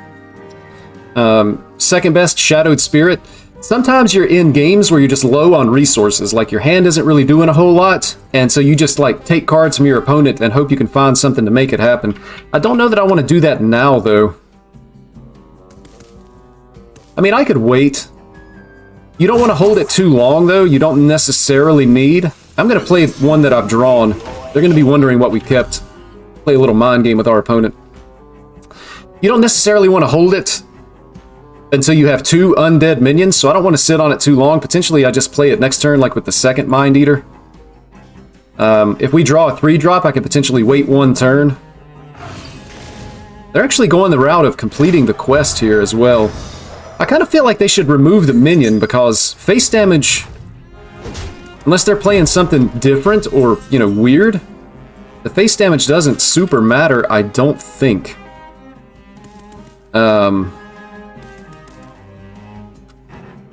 At this point, I mean, I think I do just go ahead and Undying Allies on the Mind Eater here, so Just to spend mana, I'm going to equip this. This will give us 1 extra damage.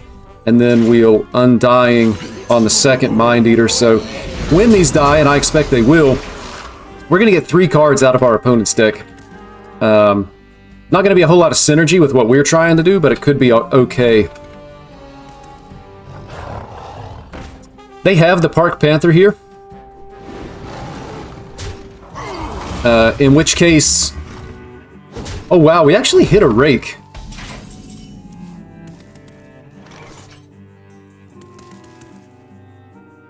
I think we actually just steal the Park Panther. I mean, surely they remove it, but on turn 5, they want to either guff or they want to nourish. I think we definitely want this off the board. I wonder. This is only shadow spells, right? Yeah, when you cast a shadow spell. So I'm just going to go ahead and steal this guy, and then I'm going to coin out the silence here. And then we're going to punch face. So our opponent can still nourish hero power, punch into this, but, you know, this disallows them from being able to gain attack from this card. They take a little damage from it. If they play guff, we get to hit, plus we have the attack that we can use ourselves. And then here we just see the spammy Arcanist that clears our board. Void Touched Attendant. So, I mean, we've got Pounce, Rake.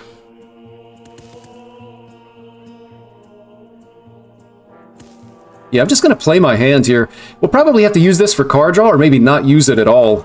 I don't want to ramp, but I can clear this and do significant damage face just by playing the cards that are in my hand.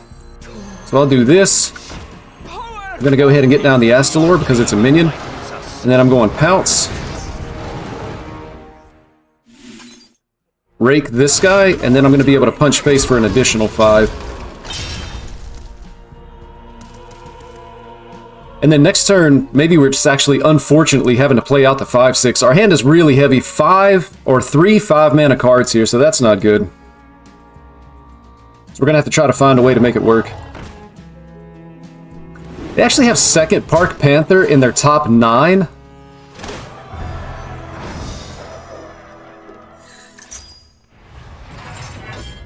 And I can't leave this on the board, so I might have to actually trade ping.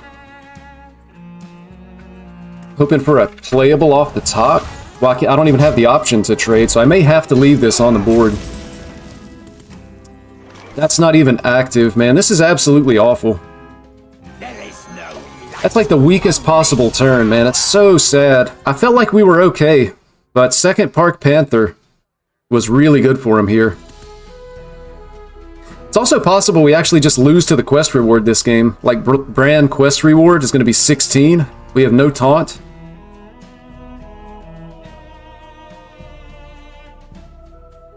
Hey Brian, nice to see you.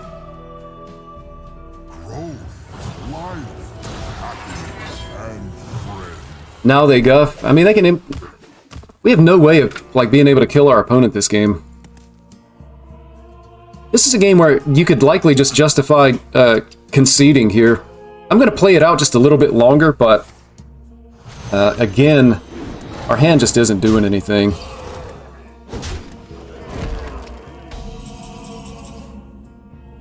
And now potentially at any point we're just dead to, like, Bran and the quest reward. And again, our hand is just, like, absolutely awful. So I have to trade into this and then just drop an Astalor that doesn't even heal me. What is Elun's will? What if I ramp? I mean, ramping doesn't do anything either. Drawing cards doesn't do anything. Ramping, then I can ping Mindseer this and punch face. But I feel like I have to save this because I need the healing. Could just be dead next turn anyway. But, I mean, the ramp doesn't do anything. Maybe it does if we draw Grave Digging.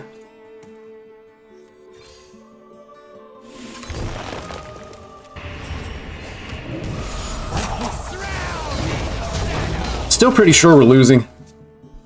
But we'll have next turn, well, it also does something in that we'll have 10 mana for the second copy of Astalor. So if we don't die, We've got this. Likely into the 8-mana version and hero power, and just kind of hope that we get there. This must be the way.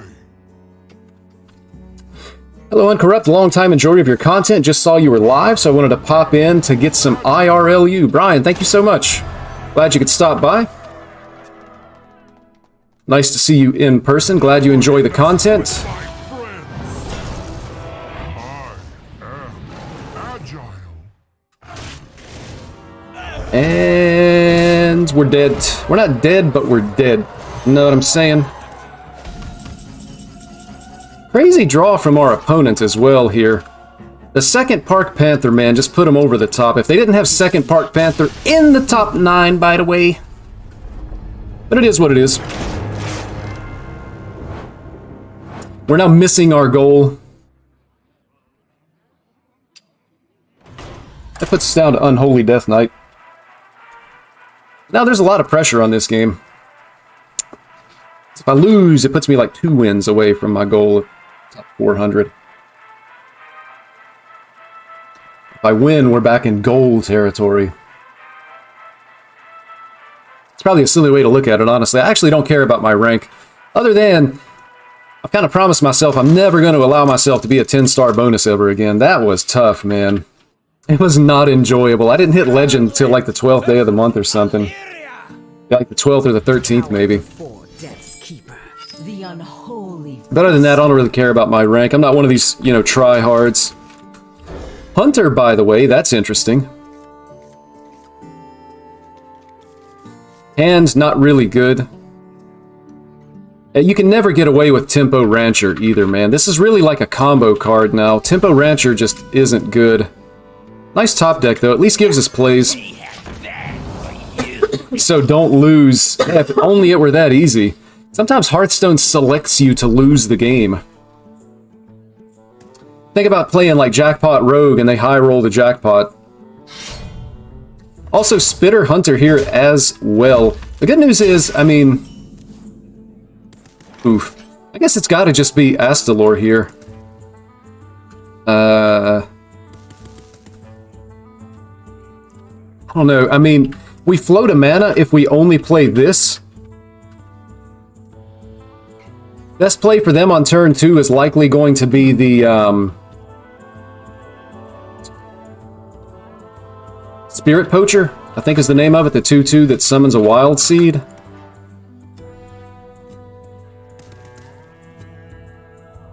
Yeah, I'm just going to get down this guy, I think. It floats a mana, but if this sticks when we summon, like, undeads... Well, this isn't even undead. That's just a beast. Interesting.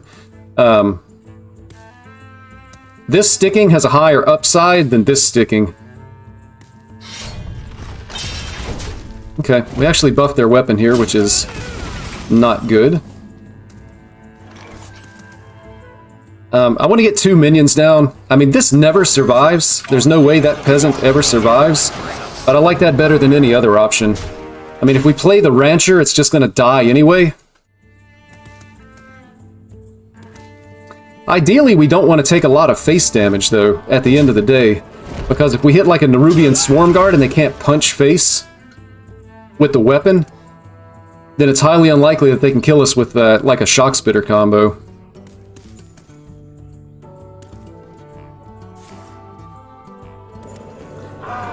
And our opponent hits the Rusher, which is good for them. This weapon is going to overwrite this one, which could be good for us at some point.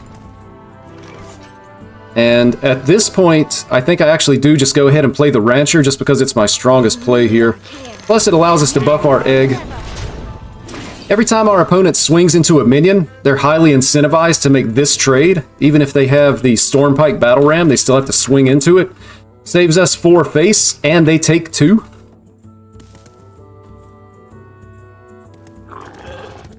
We do see the Battle Ram here. And they actually choose to go face.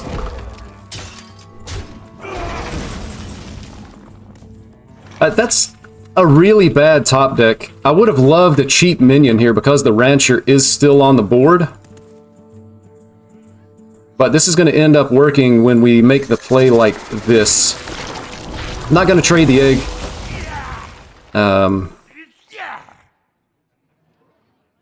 Maybe I do trade the egg. I mean, the 3/3 is going to be better. They're really hoping for Hydrolodon. If they have Hydrolodon, we just lose.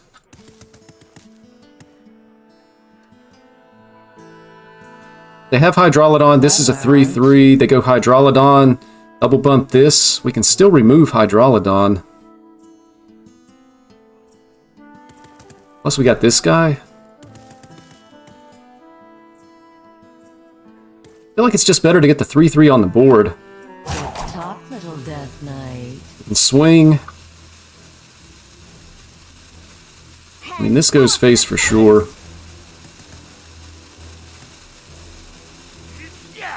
I think I just want to maximize the face damage here.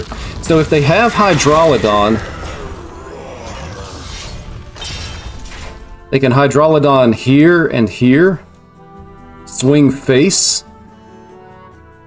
That would leave us 3 minions. We would have 4 minions with this. They're at 21. I haven't actually done the math. Oh man, they top deck Tavish.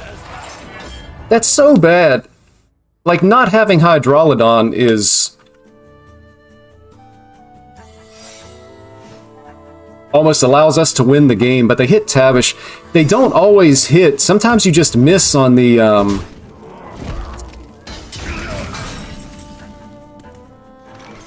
sometimes you actually just miss on the explosive trap. 6 mana. So, I mean, I can go like hero power this.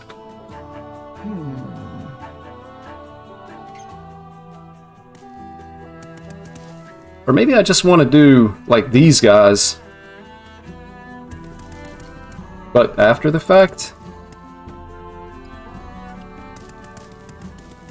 I think I'm making this trade.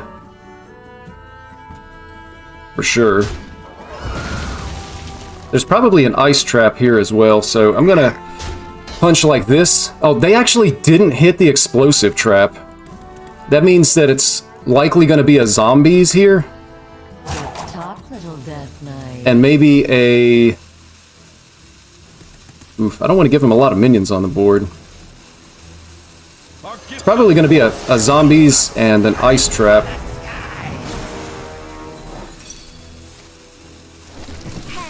And I got to speed up just a little bit here. So this, like, reduces the amount of minions they're going to have on the board. So this ends up being, like, perfectly fine. I didn't have an undead minion on the board, so we didn't get the damage there, but we're nice and wide. We do have Astalor. Maybe we just play this on turn 8. I'm assuming it's going to be Ice Trap versus Motion Denied. That means this gets bounced back, so maybe we just proc it next turn. I don't think we're dying, though. I mean, they've attacked a lot this game, but we're still at 25.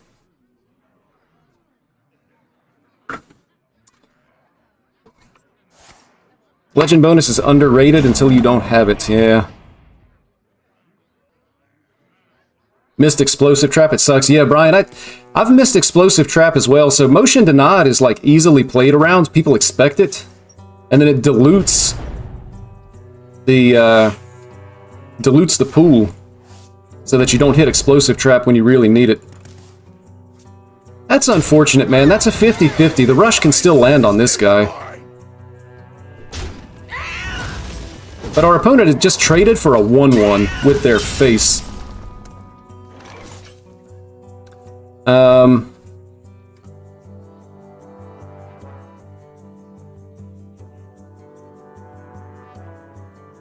I mean, I kind of assume that it's Ice Trap, right?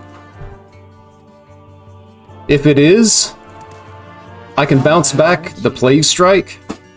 My entire turn would be that, which would be fine, so I'm just going to go ahead and proc the Ice Trap if that's what it is.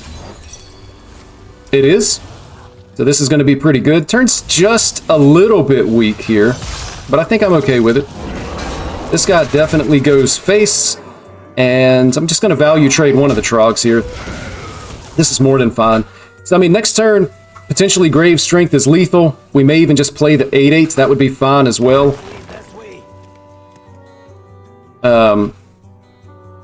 At this point, our opponent really has to have Hydralodon, and they need it this turn. And I believe now they don't have the mana for it, so I think we're winning this game. Unless they have... They still have a discount in play from the Battle Ram, so if they hit Hydralodon, it's actually playable at 5 mana. Nothing we do at this point is going to beat Hydralodon anyway, so we just pretend like they don't have it. GG played it perfectly. Thank you so much. Sometimes I really wonder when I'm playing the game, did I make the highest percentage chance play? Because it's not always based on the outcome of this individual game. It's what's the highest percent chance if you're in this situation 1,000 times. So sometimes winning right now isn't always the best.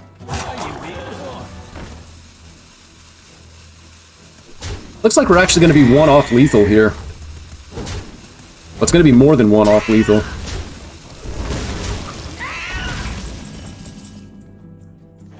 So at this point, I mean, there's no real option. We just have to jam the 8/8, take whatever damage we get off of it, and hope that they don't have a way to be able to answer it. We've got lethal set up. I mean, they can use Shock Spitters to clear this, though. They can even, like, Shock Spitter face Devouring Swarm.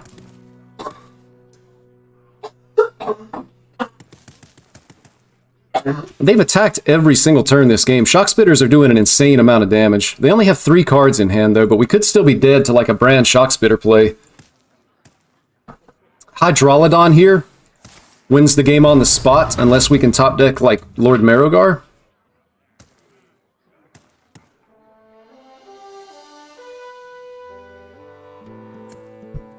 Comes down to whether or not they can remove this, I guess. Yeah, so they have the Devouring Swarm. They miss a damage, but it may not matter.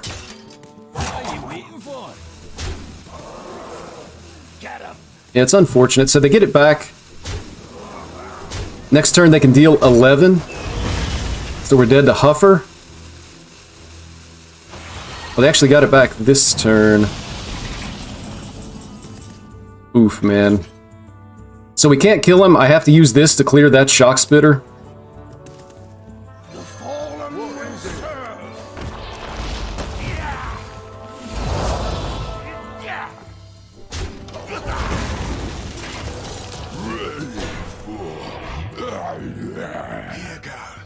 Ah, they just hit second Shock Spitter. Man, that is so unfortunate, man. Some of our draws were really bad this game. We were so close to being able to kill him. And just never able to get there. Play some Shock Spitter of our own. Hey Andy, did you review the new cards already? I haven't, and there's like a bunch of cards that were already out that I didn't realize when I streamed the other day. But I'm actually kind of struggling, man. Let's see. Oh, okay, here we go. You are stronger than this. I will never. Don't want to see that. Then you go here. I may have actually just fixed things. I have not fixed things. What in the world? Properties. Keep the weapon against Death Knight.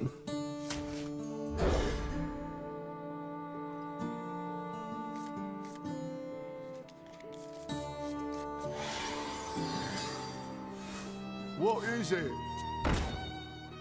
Okay. Yeah, some of my settings got changed and it's really bad. I will drain you. That's really clean, by the way. You always like seeing that. So I just have to get it set up to where you guys will be able to see the cards that I actually go over them. A little bit unfortunate here. I think I'm probably going to swing into this to set up a kill next turn with Bloodseeker. Like maybe I actually just overwrite this weapon. Seems like it would be pretty fine. We hit the taunt minion as well, so I'm going to soften this up. If they choose to trade, that's fine. We're not taking damage face. I like that a lot less.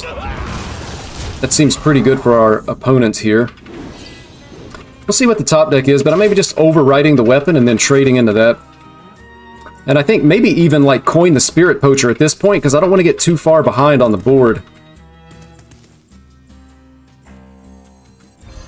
This gives us the honorable kill. And I actually am going to get the Spirit Poacher down. I want to aggressively fight against the board with this deck. Against this Unholy Death Knight, because it looks like they're going to have plenty of corpses. They get a nice wide board, play Grave Strength, and kill us. They need our care. Now more than ever. We remove this. So see, our opponent tempos this out, and they get no value whatsoever. So I don't think that's the play ever at all, because we're just going to bump into it and hit here. It does use a weapon charge, but we're okay with that. So I'm going to tracking. The moment is upon us. And I could even actually just take the Dog Biscuit here, play Dog Biscuit on this, or Dog Biscuit here, even. Maintains that minion, but making this more resilient might actually just be better. Definitely think it's the Dog Biscuit. I'm not really ready for Shock Spitter yet. I can get that later. Bran doesn't do anything now. I kind of need plays right now. So I'm going to Trog. And then the question is, where does the buff go? I mean, if I put the buff on this, it trades perfectly here. And we still have our minion on the board, and it allows me to punch face. So that seems pretty strong here.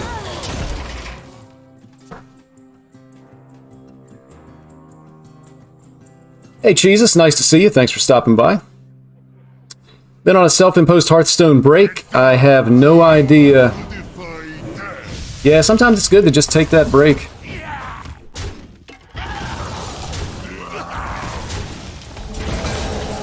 So this is pretty good. This is really good for us, actually. We're just dominating the board against a board-based deck.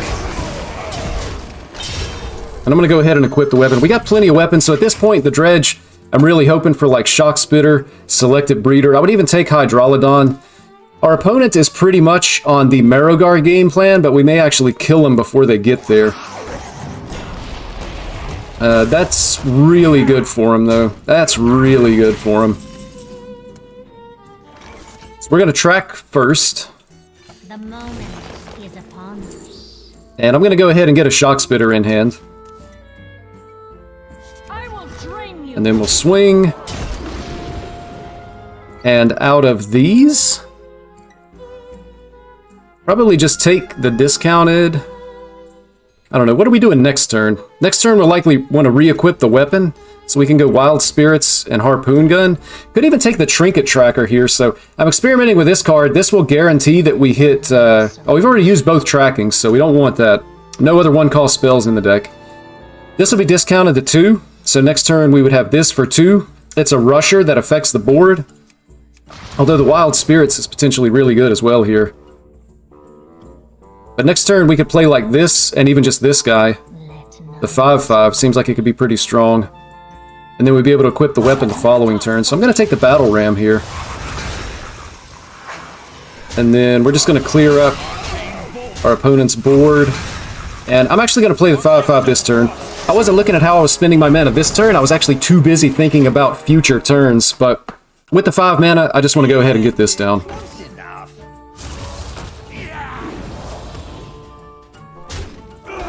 You don't mind sharing, where does your accent come from? Southern, probably. Texas?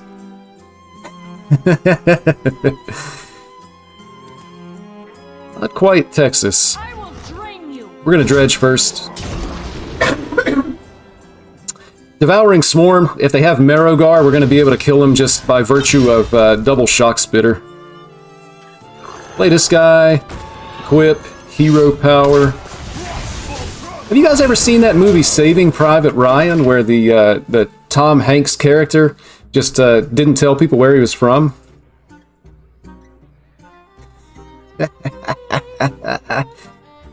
Lots of states in the South, new to Appalachia. Trying to learn to place all the accents. So they actually do have Marrowgar here, but they're still just dead. This was the only way they were ever winning the game, but they still don't win the game. And even if Shockspitter wasn't lethal, we would have like Shockspitter Devouring Swarm for a second copy. But we just kill him here. But you can see, Unholy Death Knight, this may not be a great matchup. We've seen the matchup twice. We played it once, we played against it once. And both times were lost for the Death Knight, but you can see it's a good deck. Texas is a good guess. Wow, that's interesting. Never had anybody think Texas before. I think the deck is strong even if I don't have an Astalor. Thomas, nice to see you, man. If you would, I think I missed something. Which deck are you speaking about specifically as far as not having Astalor? Tennessee, maybe. Not Texas. Sounds a bit like my relative on the edge of Kentucky. Ohio. Shockspitter Hunter. Yeah, if you don't have Astalor, it should be fine. I mean, it's very rare that I'm winning the game due to Astalor. As long as you have the Shockspitter package, I think it's going to be fine. If you have every other card, then yeah, you can just replace the Astalor.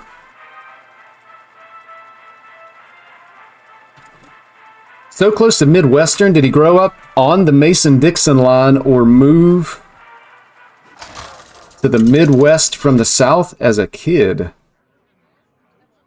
Interesting, interesting. Ooh, a Paladin. Haven't seen too many of these. Wonder what version they're playing. We're on the coin. Never been Addictus. This, only if we have Corporal.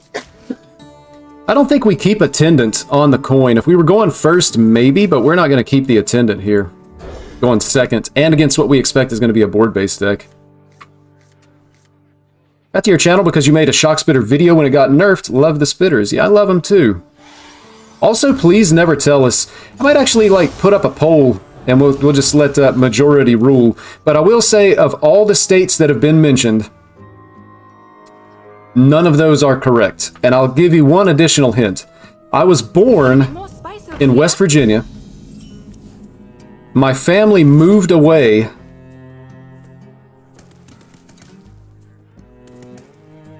when it was before I started kindergarten.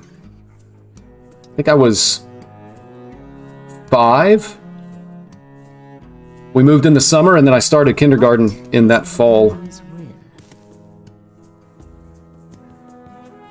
Am I playing this? If I do and this gets buffed, it just dies, but it clears. No, I don't think so. I'm going to hang on to it. Potentially we play this and it just causes us to take more damage. We'll just go ahead and equip the weapon. Still spends our mana. With every step, the light guides you. Google says Texas isn't quite south. Don't know why I thought it was, but I don't live in the US. Yeah, so Texas is... It's like in the central US. And it's maybe the southernmost state. It borders with Mexico. But I don't think they have the same accent as like the southeast.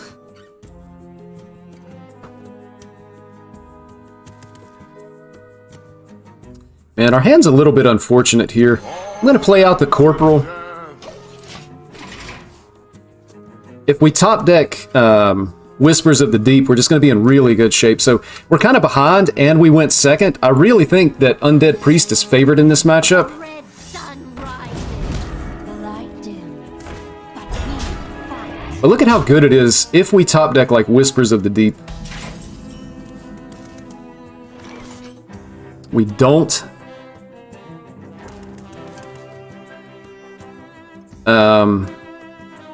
Also, I mean, I would assume that this is going to be like a Judgment of Justice. I could coin out the Basilisk to bring this back, but it's not going to be like, you know, super great or anything. Feels like we're going to take a lot of damage here, so I think I actually want to just like play this, maybe coin the ping, and then next turn I'll be able to bring back 2 undead minions.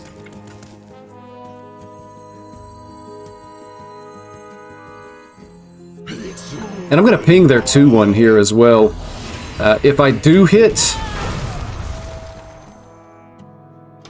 Assuming they play those, I mean, it's going to make their the light rays cheaper, but I can clear 1 health stuff really easily if I can just manage to top deck a Shadow Spell in some way. That ends up being pretty good for him. Reporting for duty. I really need a Shadow Spell here. Class Action Lawyer, never going to be active, so that's bad for us. We hit Animate Dead, so that's going to be really good for us. As far as being able to clean up on this board somewhat. But we're not going to be able to actually Basilisk here, so... Ping likely goes here. I need to remove this. So we're going to bump into this guy.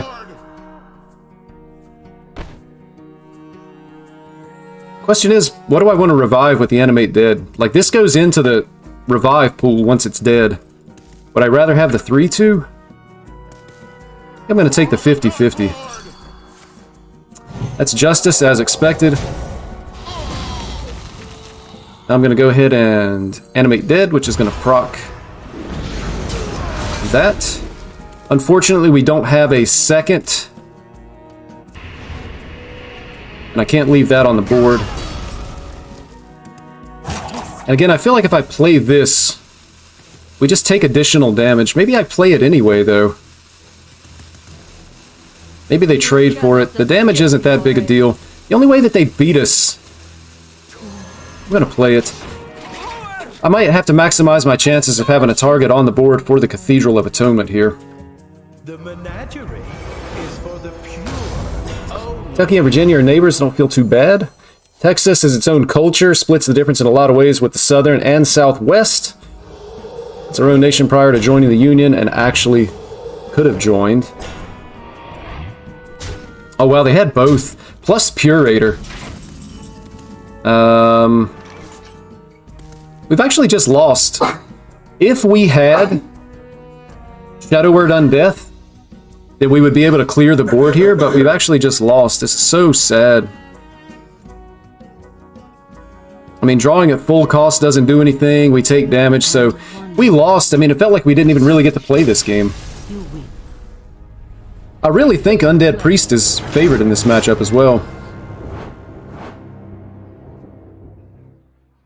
Yeah, I know, right? Even if we had Grave Digging at 1 mana, I still don't think we win the game, because we only had 4 mana left. And there just wasn't enough to be able to beat Purator plus both Light Rays. We had to have exactly Shadow Word Undeath. Then we could have made a trade, it would have been active. Clear the board, and then if they don't have the Countess, then I think potentially we can just win from there. Scarlet versus Tyrande. Super interesting history, interaction with American history at large. Yeah, Texas is an interesting place. Man, this poor guy's MMR must be really low. We're on the play. So I actually play 10 1-drops in this deck. And this is the lowest priority keep. So I'm going to toss it. But I think I want to save the Plague Strike because it's so good against the 3 health minions that are going to be played by Priest.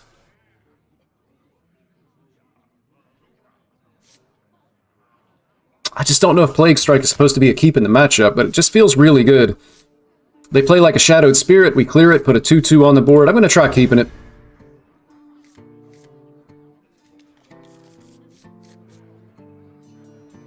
Necromancer is like one of the highest mulligan win rate cards, if I'm not mistaken. I haven't checked the stats in quite a while, but it should be really good. I keep forgetting to do, like, streamer things as well.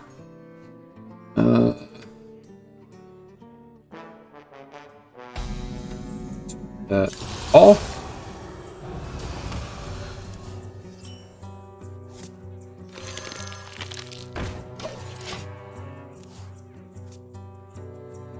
This guy needs to go down here.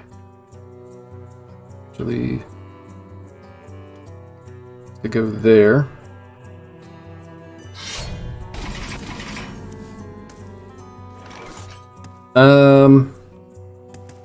And I think we still just play this.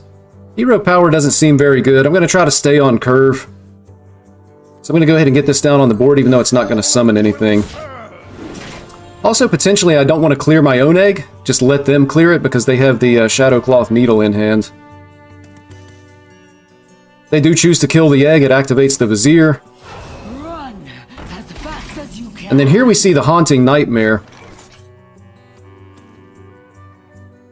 So I can Plague Strike here. That's going to give me a 2-2, and then I think I just go ahead and play out the Peasant. I mean, if they Hero Power Peasant, that's a great turn for us. If they have Animate Dead, that ends up being a really good turn for them. Again, this isn't going to summon anything, but I feel like this is going to be the best play that we can make here. Spend mana, spend cards, make the biggest board that we possibly can, try to stay wide, and then we just have to keep in mind Shadow Word Undeath. Bit on the clock versus Pally. Once they drop Countess or Cariel, you better have them at Death's Door. Yeah, that's true. A lot of times I don't see Cariel, though. I don't think they run Cariel in that particular version. That's the aggro version.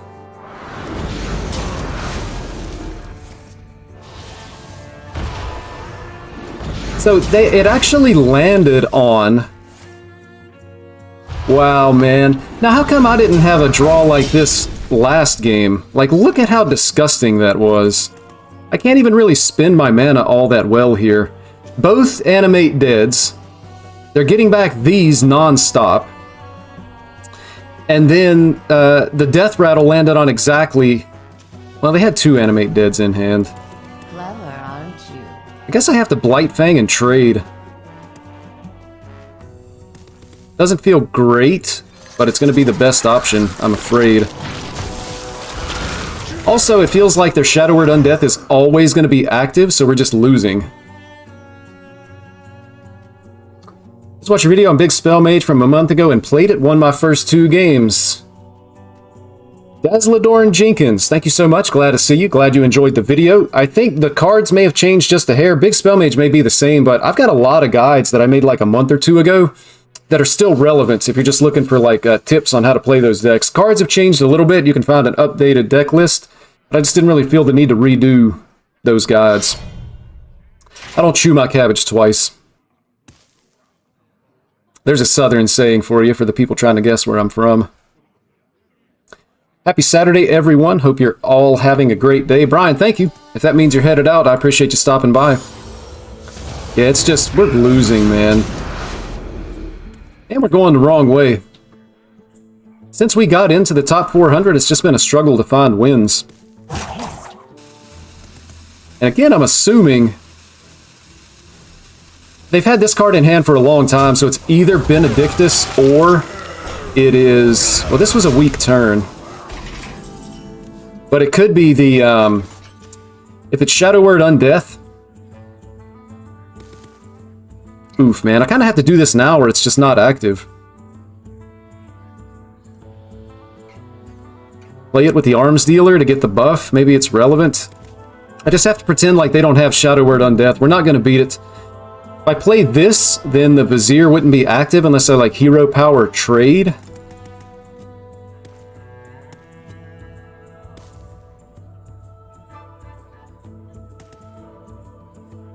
If I do this now, up to a 4-mana spell, I don't think that's relevant, so I just go ahead and Arms Dealer to get the buff on this. I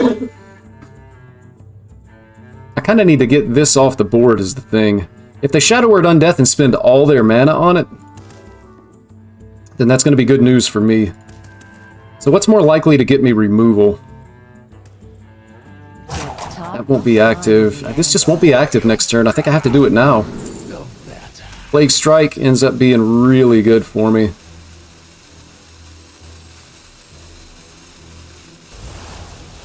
I'm going to hold the Arms Dealer. Maybe I should just play it. I'm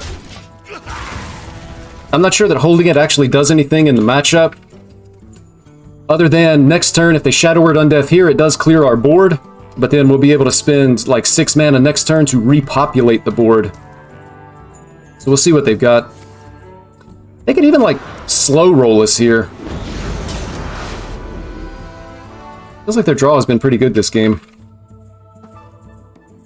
little bit different from what I was playing, but it seems good. I'll have to play more games to see for sure, but I don't think people are expecting that version of it right now. Yeah, that's probably true.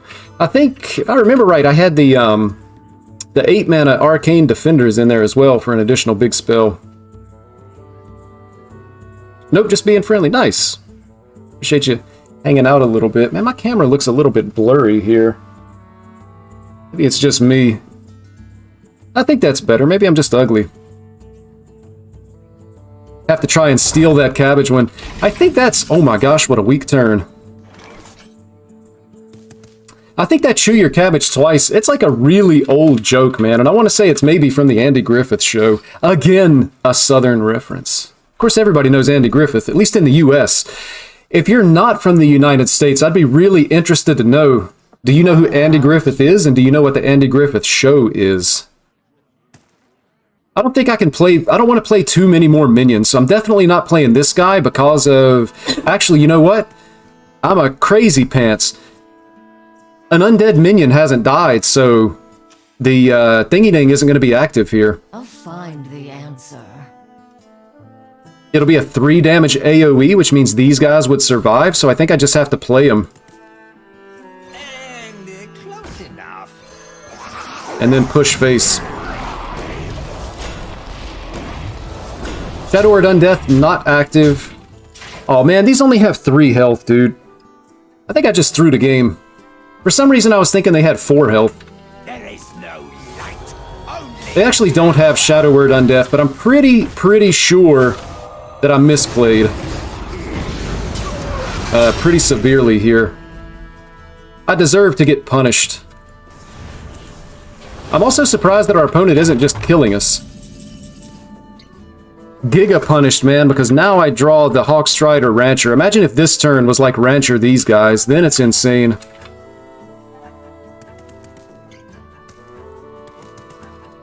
Who here can spell? Yeah, I deserve to lose this, though. Anybody? Asphyxiate.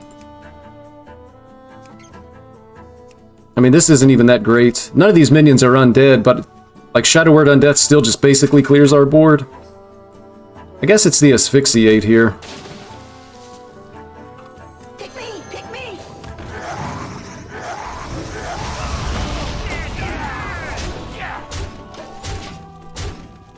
So it's going to come down to whether or not they top deck the Shadow Word Undeath, I think. If they do, they likely win. If they don't, they pretty much just lose. We do still potentially have some outs in the form of Marrowgar. Marrowgar wins us the game. If we'd hit like second Swarm Guard with this, but pretty much I just threw. Like, we should be winning this game, no question, and now we're just not. I've got plenty of mojo to go around. And they're going to clean up a lot of our stuff here as well. No way to really be able to remove this guy, so we have to trade for our own minion. Never heard of the show. Love that show. Used to watch it in reruns with my dad all the time. Probably watched every episode. That's really cool, man. I think they still show it on reruns quite a bit. Like, it used to be on reruns at 5 p.m. And, oh, they might have just allowed us to kill him with this by playing this. We'll have to see what we have left on the board. Oh, yeah, that's not good.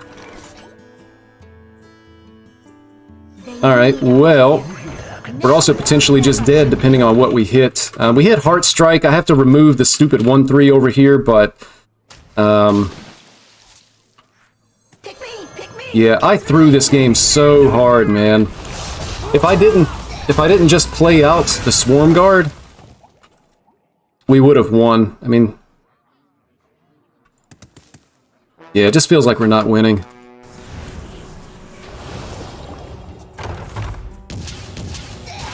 There's the Shadow Word Undeath. And we died. I threw that game really hard, man. That's super unfortunate. Barney? Yeah, man. Ordering would have made a huge difference. Sure, I could find it via Roku. Yeah, I would think so. It's got to be out there somewhere. Man, the funniest episode was when Barney wanted to patrol the highway, but they only had the one car. And so Barney goes out and buys I think that's what happened. Anyway, Barney goes out and buys a motorcycle because he wanted to patrol the highway, and it had a sidecar, man. And there's a scene that's just absolutely hilarious where Andy's on the bike and Barney's in the sidecar, and they were out in front of, like, I don't know. I think I'm keeping these guys, man. Turn 1, turn 2. Turn 4, turn 5, Hydrolodon. Feels like how we're going to be able to win against Rogue here. I'm assuming it's Miracle Rogue and not Jackpot. But I really like the Hydrolodon line against Miracle. It feels like the only way you're going to be able to win. And you have to hope they don't pop off too early. But anyway, they have like old guys on a porch. They're in a rocking chair, rocking back and forth. Man, I almost want to play this. Can I get away with using the coin here? I go this, coin out this guy. Maybe prevents them from doing some things. Or forces them to throw away the serrated bone spike that they always have. Turn 2, this. We don't really have anything turn 3, but then we've got our 4 and 5. I think I'm using the coin here.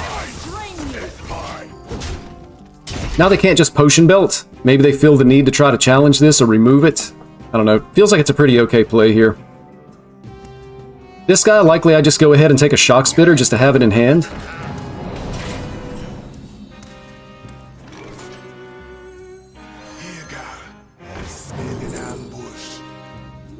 We're going to do just that. We've got plenty of weapons. We should be able to attack every single turn. So we'll kind of have, like, these guys turn 4 and turn 5 to clean up the board, hopefully. And then we're also going to have... Oh, you hate to see that, though. I don't have a way to be able to kill this, either. Just random concoctions.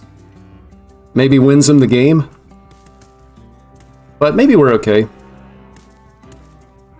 We're hoping to top deck a playable here, though. If not, it'll just be, like, equip another weapon and hero power. Likely we just go ahead and remove the 3-1, even though it gives them a concoction. Shadow Step. This is interesting. They're spending a lot of cards here, but they're not going to be able to location and... Unless they have, like, Prep Bone Spike. Another Hazy.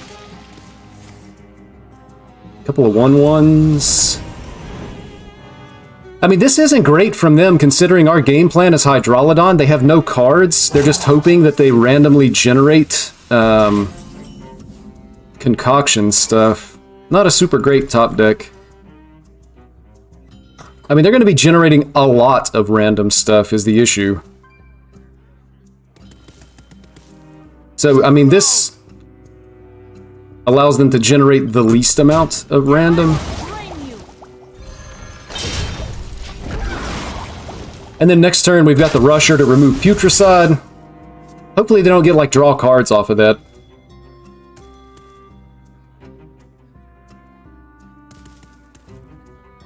This, remove Putricide. Yeah, they're starting to set up, but I think it's going to be a little bit too slow. Our Hydrolodon game plan is going to be pretty good here. Wow, we got a ton of Shock Spitters as well. I'm going to keep to the plan, and then I need to try to catch up on chat, I think. I will drain you. I think I leave the 1-1s here.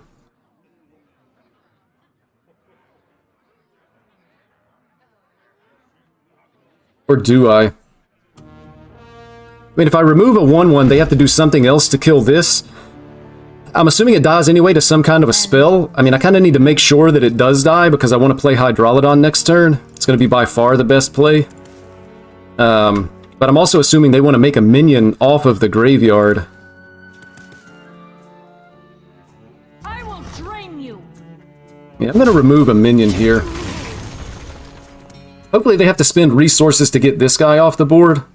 But I definitely want it to die, as I already mentioned. Yeah, missing Don Knotts, unfortunate. Make him dump some cards. Yeah, that was what I was hoping for. Citizens arrest! Citizens arrest!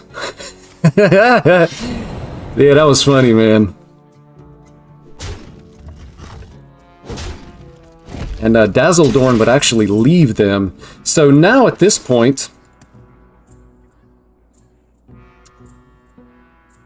I wouldn't have been able to, I would have depended on them trading for this. They're probably aware of the Hydrolodon plan, but now we just get damage face. I'm going to go ahead and draw a tracking. I've been experimenting with these cards. I think I may actually just want a Shock Spitter here, though, for 6. Puts our opponent to 14. And then if this dies, we've got 2 Shock Spitters for lethal. So now they have to address our board. They can't leave this. When this dies, 4 mana with the weapon swing is going to be lethal. Hopefully they didn't randomly create a taunt. I think we just won the game.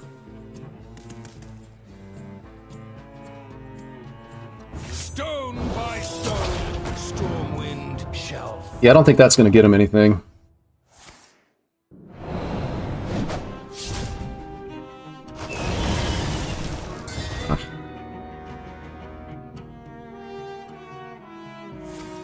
That's crazy. It's supposed to be a browser capture.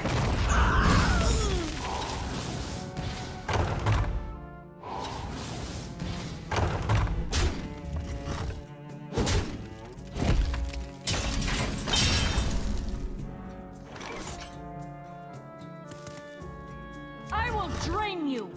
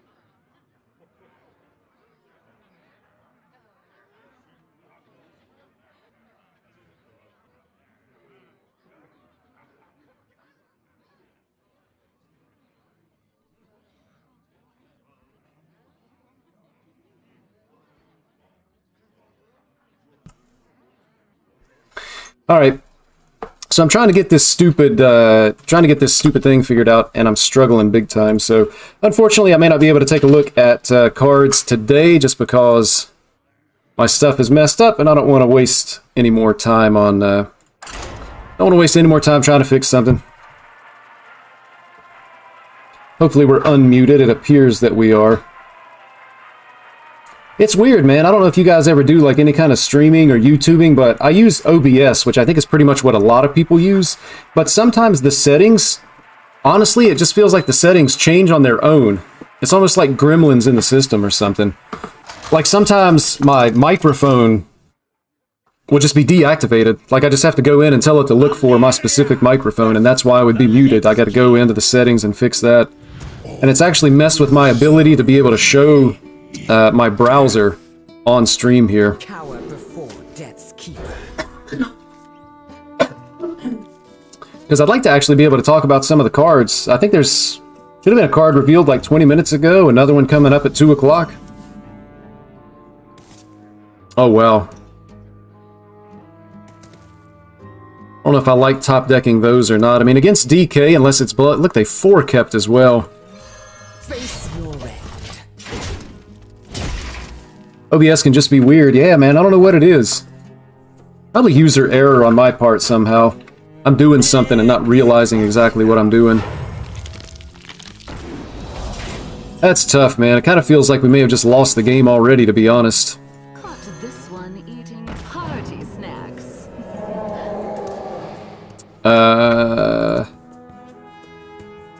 Boom, boom. Kind of have to. They just hero power and trade into this. Your end. So I'm going to have to set up a kill to be able to swing in next time. And then next turn I can just play all 3 of these. Maybe that shuts down like a Plague Strike. Yeah, we see the hero power come out. So I'll be able to remove this.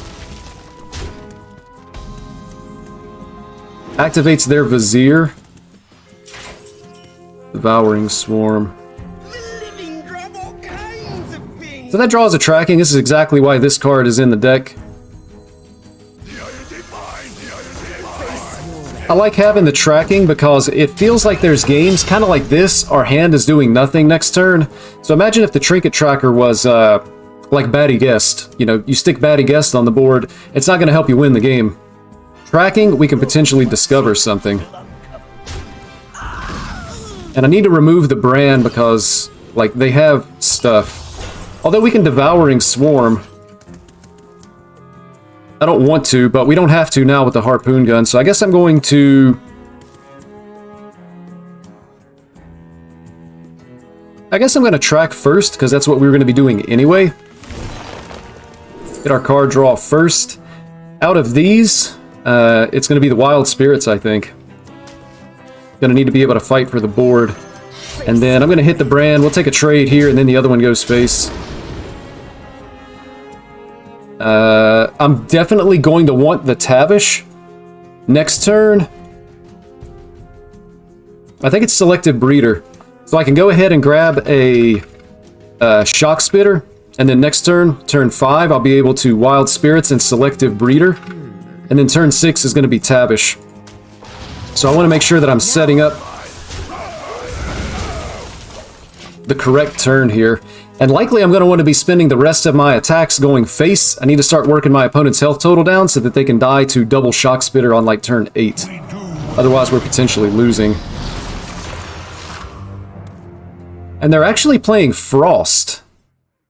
I was really expecting Unholy to be what was being played here. So that's interesting as well. Means we're not going to be getting damage out of the board once they can start dropping the Frostworm Furies, so that's interesting. Go ahead and play the Wild Spirits. Hopefully we hit a Stag, and we don't hit a Stag. So we're definitely killing this. I don't want to set off the Thessarian here. And then I'm going to go ahead and grab a Shock Spitter just as I had planned. And then I want to hit face.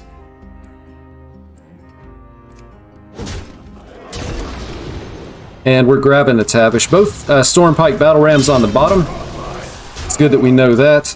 So next turn we're going to Tavish. And then I'm going to have to really think about the secrets that I want. Who here can spell? I don't know how relevant Flames... Anybody? what's it called? It's not Flame Strike. The Fire Trap, Explosive Trap. Not sure how relevant that's going to be. This particular game. They can pretty easily play around Motion Denied. I could play if I hit the Zombies. Could be good. Assuming like next turn they want to play a Marrow Manipulator, it would leave me with 1/2/2. But again, I'm getting ready to lose value from the board. Just because of the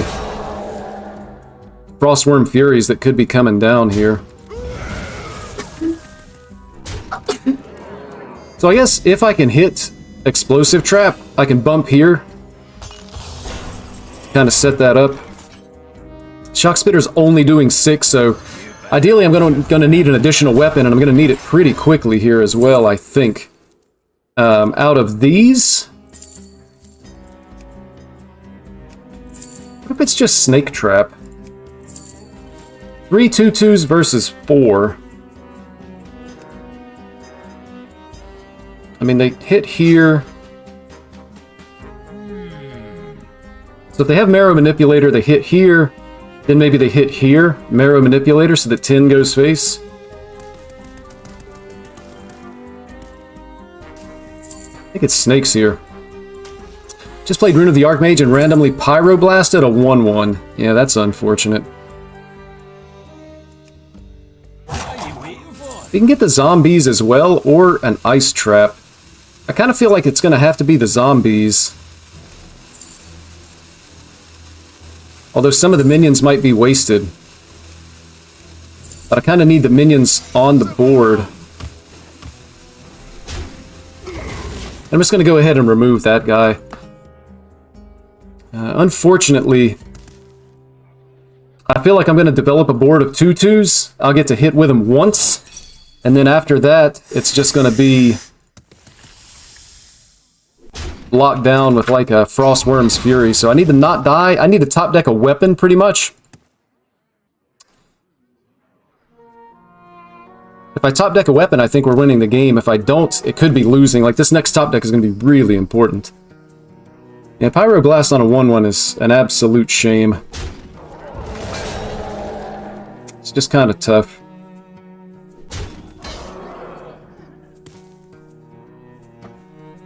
So if they play Marrow Manipulator, I mean, maybe these minions soak damage.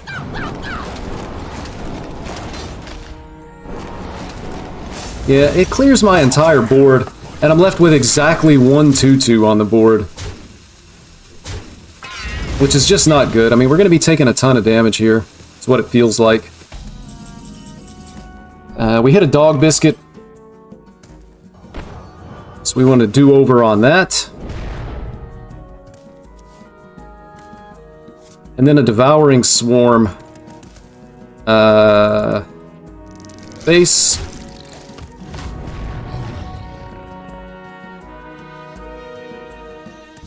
Not good at all. And I think ideally I wanted to... This was the wrong order. I needed to hero power first. But now, even if I play the Shock Spitter and Devouring Swarm, these two guys die and I don't get the Shock Spitter back.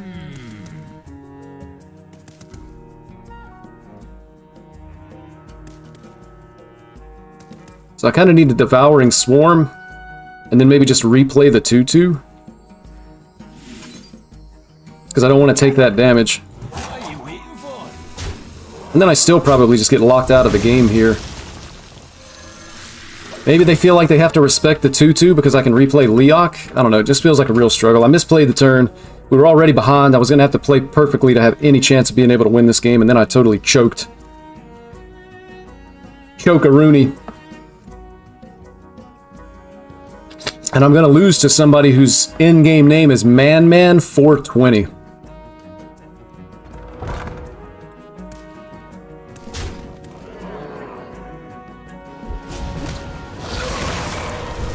It's interesting that they do that play. I guess because it activates the Vizier.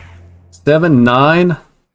We're pretty close to just being dead. I mean, we're dead exactly to second Marrow Manipulator, it looks like.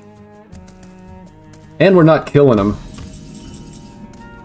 Spirit Poacher wasn't really the draw.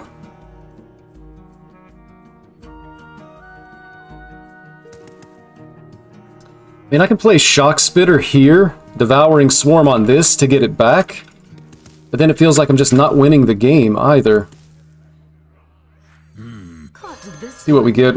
Party snacks. Let's see, we got the Rusher.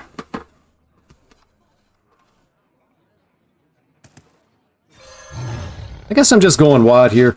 Honestly, mentally, I think I've kind of checked out of this game. I feel like the game is already lost. Peeps I hate to lose to just because of their name, yeah. And I'm not going to say I hate to lose to him, but it's an interesting name for sure. But I've just misplayed this game horribly. I should probably just go ahead and concede because, again, I'm just kind of mentally checked out. We're not winning. That was a weird choice to take off of the Nerubian Vizier. Reach for the skies! Reach for Yeah, where is report unskilled player? I want to report unskilled player. They took Heartstrike off of Nerubian Vizier. They had no reason to fear our board or any possible damage we could do from the board, and they took Heartstrike. Just won my third game. This deck can't lose. Nice. 100% win rate. Keep it going, Dazzledorn. Dazzledorn. Probably butchering your name. If I am, get after me in the chat. I'm sure I'll be able to get it right after a few tries.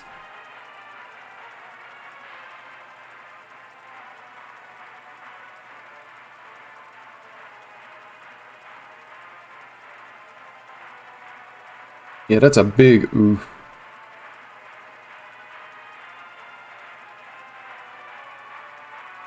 Let's see.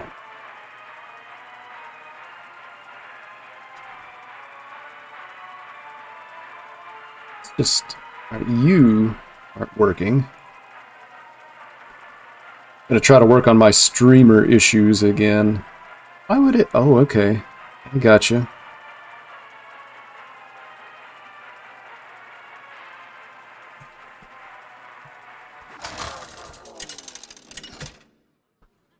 Okay. Tyrande versus Tyrande. Death, lend me your power. How have we fallen so far? You need to come down.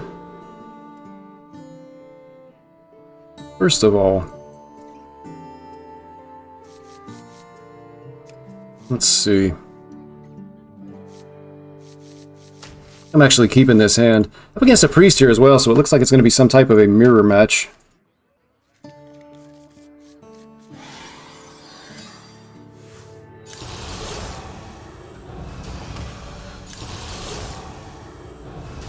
It is.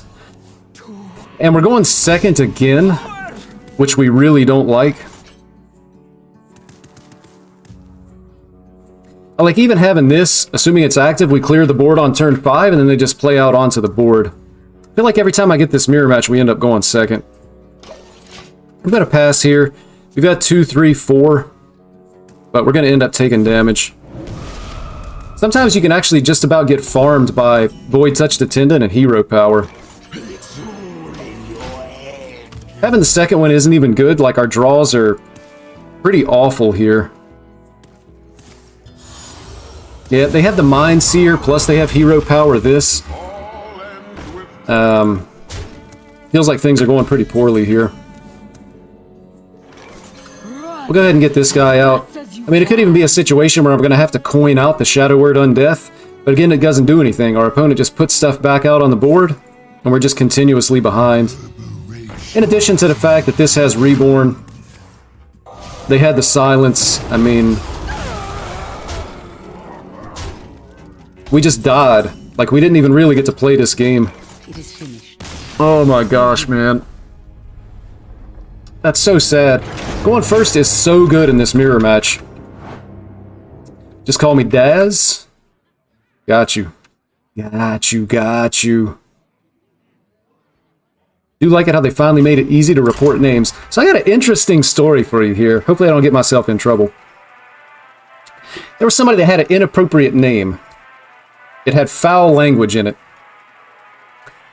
My plan was to report this player, which I said out loud, in the comfort of my own home. And my wife overhears me and she says, do not report that person for that name. Blizzard let them have that name, so they let them do their thing. And I'm thinking, this is foul language. Kids play this game. And so she tells me, do not report name. And I'm like, are you kidding me right now? And I think she actually called me a name. Now, not quite as bad as the name of the person I was playing against, but she said, if you report that person's name... Yeah, I don't know if you heard that, but she's also right here beside me as well. Alright, so we're just going to curve out. Actually, Quest Druid. I think we're okay here. Again, like, the spammy Arcanist is the turn that we don't really want to see. But we're going to have turn 2 these guys into a construct quarter. Coin construct quarter.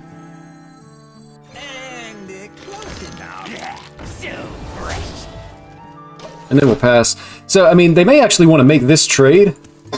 If they don't, we'll coin the construct quarter. Other option for turn 2 would have just been Plague Strike here. And then on turn 3, we could have played like 3 1-drops. But I think this play is perfectly fine. If they hit here, I'll likely trade, and then... Yeah, okay. That's interesting. Only 1 copy of Feral Rage in the deck.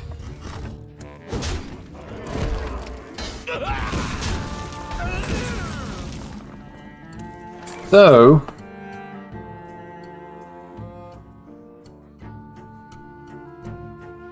I mean, on turn 4, they could potentially just have the Park Panther.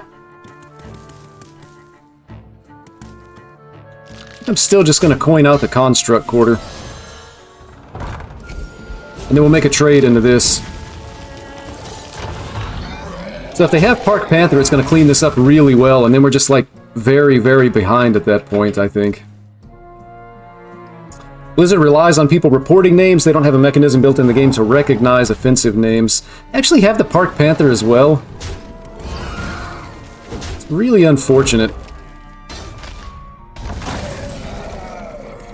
And that top deck is really not quality either. We're just going to play our hand. Try to get as much stuff on the board as we possibly can here.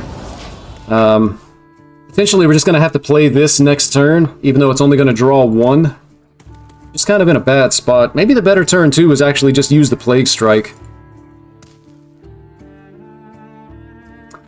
Once you get your OBS settings settled, you can back them up. Oh, that's good to know. I actually didn't know that, Brian. I appreciate that. Then implement a way to restore them before you start streaming. Also, your wife just earned major rep with me. Seems like a keeper. Yeah, she's a keeper.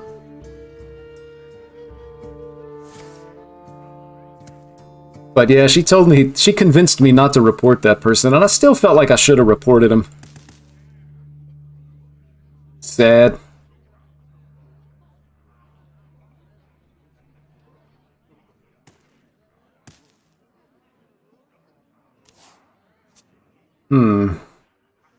Sands of time run low. It's so strange. It's like OBS isn't recognizing the fact that I have a browser open. Which is pretty crazy. I don't understand why. Did you hear about the guy in Maine that had his personalized license plate taken away because they thought it was offensive? I actually didn't. They've cleared our board again.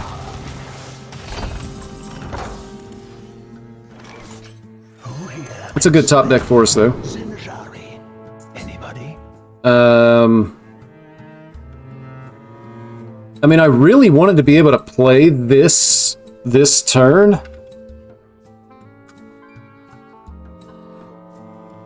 Which I guess I'm still gonna have to. Because I wanted to use the location to be able to get a bigger minion on the board. But that's unfortunate. If one of these dies, at least this is infused, we can draw cards, but again, things just aren't going very well here. Only thing we've got going for us is that they haven't been able to ramp yet, but we know they already have 1 piece of the combo in hand. Ladies have to keep us in line, that's true. Where would we be without him? Plate was love tofu. He is really into tofu and even had stickers on his car about tofu, but they had dirty minds thinking it meant something else. I gotta be honest with you, man, I don't understand that at all.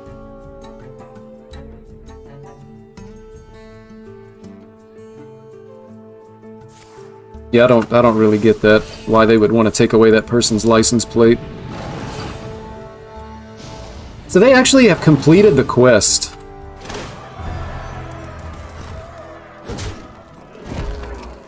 Are they going to well, no, there's no reason to innervate it out. It's crazy that they've actually completed the quest here, though. We're going to have to draw cards. I mean, playing this isn't going to be all that great. If I can get this alongside the Hawkstrider Rancher, it could actually be really good. So I'm just going to draw cards.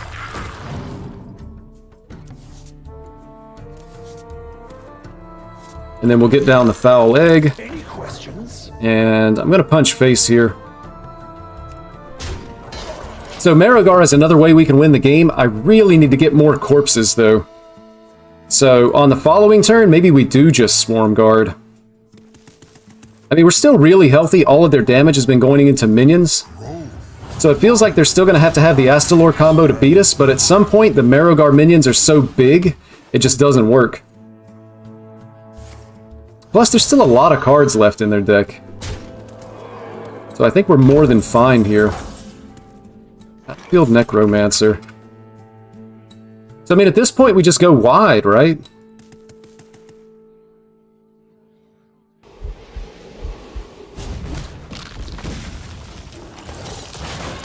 So we'll take that trade, and then these go face, and then I'm just going to go ahead and play the Swarm Guard, and we're going to float the rest of our mana. So if they have like Lingering Zombie and Spammy Arcanist, it's going to clear this board, but then it gives us 7 additional corpses for the Marrogar, and we just jam the Marrogar.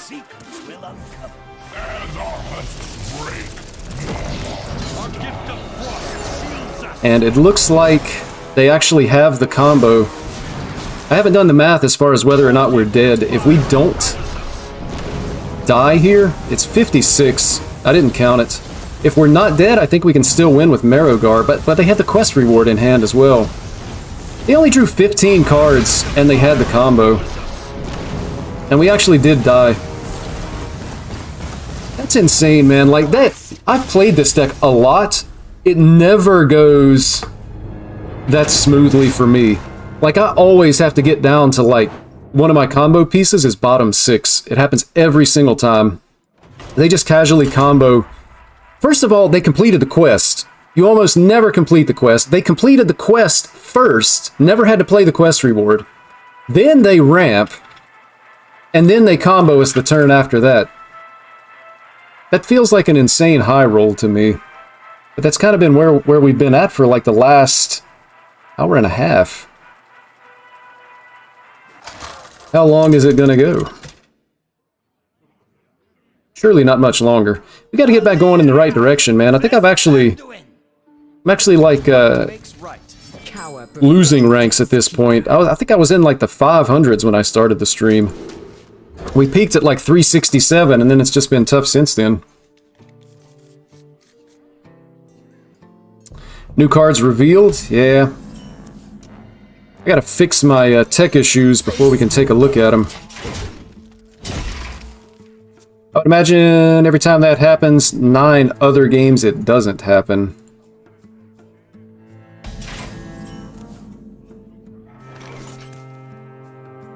It's actually a really nice top deck.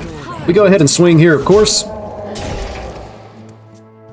Some version of Control Priest that's non-Renathal. Next turn we can just swing and equip. Already a Shock Spitter in hand, we're attacking every turn, so things are looking okay. I mean, I assume in this matchup there's going to be taunts, there's going to be like Light Shower Elementals, lots of healing. So we're probably going to need like big Shock Spitters to be able to win this game. So it's fortunate that we're actually hitting a lot of weapons here. And I'm just going to keep on trucking. I don't think anybody's playing Weapon Destruction, so I mean, I could have played Trog Hero Power, but then likely we float a mana next turn to equip the Harpoon Gun. Could also be Savalna Priest, now that I think about it. In which case, we really just need to deal damage, keep pressure on the board as much as possible. Face your end.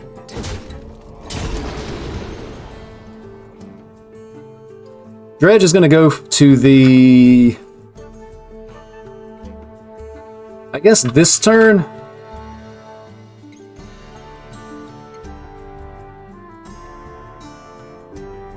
I guess I want Selective Breeder, and then I want Bloodseeker. To shoot. So I'll take Selective Breeder so that I'm able to play that next turn. Then I'm just going to get an extra copy of Shock Spitter here. And then I'm just doing a bunch of damage face, so they should be able to heal. Potentially they have Zarella to be able to clear our board. And then once the Savalna comes down and they hit like animate deads, yeah, this just isn't good. I don't even want to kill this because as soon as I kill it, animate deads are going to be able to bring back additional copies. So I think I just continue to send my damage face here. Also, like, off of the shadow spells, they're going to be able to coin out the 6-drop next turn. So I'm going to go ahead and take a second Shock Spitter. We're going to hit face, and I'm going to take the weapon. And I'm just going to go ahead and Trog and Hero Power here. The problem is just, like, they have so much healing. I'll actually have 9 from hand with Shock Spitter and the weapon, so if they do just coin out the Savalna, I think we just won the game. Light Shower puts them back to 21, so we're not going to be winning the game here. Again, I don't even want this to die, but I'll be able to buff my weapon on this. I think I want to maintain the Trogs just because they can replicate. So I'm going to hit here, I'm going to go ahead and buff my weapon, and then I want to use one of these Shock Spitters. Make sure I'm spending my mana, but again, I don't want this to die because of the animate deads. As soon as this is dead, they'll be able to potentially res 2 of them and just go absolutely insane. Again, they can't really Savalna here, but this could be like a Zarella clear turn. What knowledge It is. And they get back this, so we're going to have lethal next turn. I just need to make sure that this doesn't die. Face your end. I'm going to hit into it. Make a play like that. And then we actually have double Shock Spitter next turn, which likely they don't expect. But they may be actually able to heal out of range here, which would be really bad for us.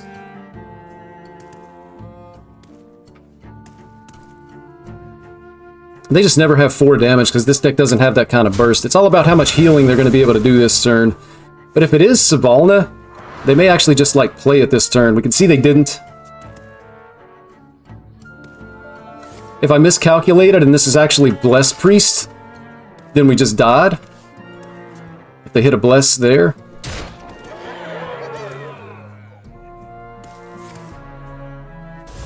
And they actually just like healed an absolute metric ton.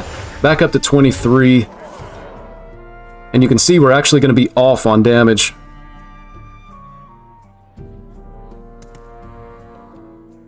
I've got 21 and they're at 23, and I have no mana to be able to... I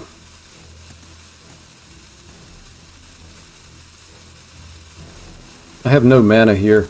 Other interesting thing is, though, I mean, I can still deal the 21 Devouring Swarm on this and get 2 of these back for the following turn. So potentially we're still able to set up lethal. And we have an additional Shock Spitter in hand. Face your end. Which is going to be good. So we're going to go ahead and deal our 18. And then I'm going to Devouring Swarm on that. So again, if it's Bless Priest, we could just be dead. If it's not, we have another 18 damage, so it feels pretty likely that we'll be able to kill him here. We'll have to see exactly what happens, but maybe we get there.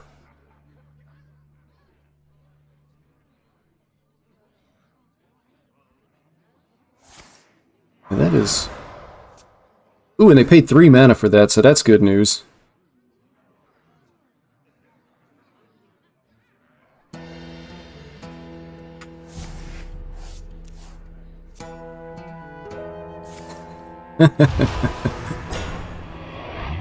Another Pyro to a 1/1.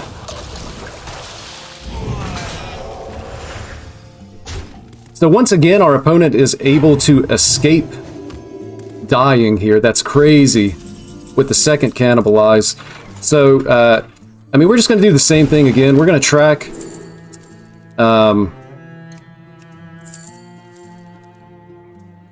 I mean, this is going to add damage next turn.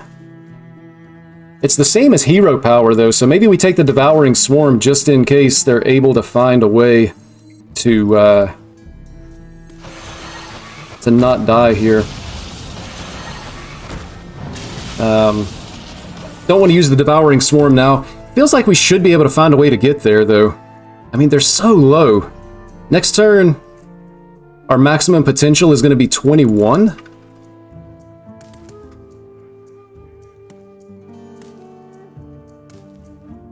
It's like the priest that won't die.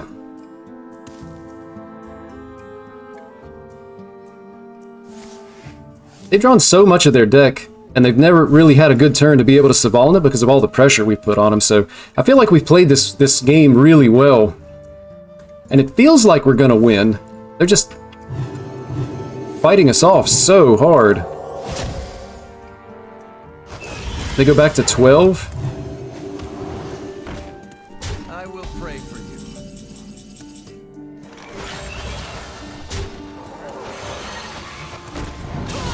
We were able to get there. Definitely a struggle, but we got there. And now we're starting to head back in the right direction again. Alright, I'm going to see if I can find somebody to spectate just for a few moments here. We'll see what Sneak Thief is up to, I guess. And I'm going to sneak away to the restroom. Just take a little bit of a break here. And then I will come back and hopefully we'll be able to play a little bit better than I have been for about the last hour. Thank you so much for watching. See you in just a moment.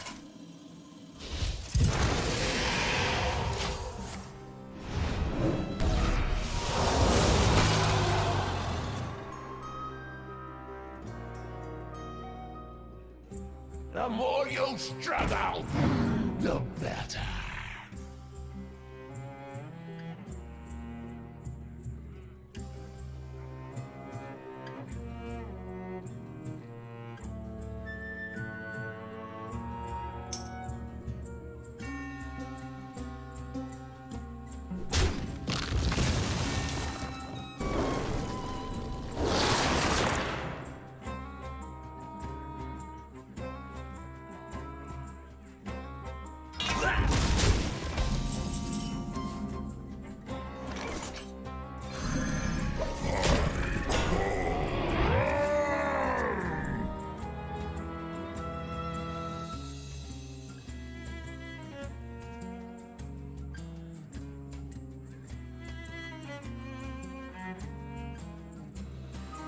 Can't stand the cold.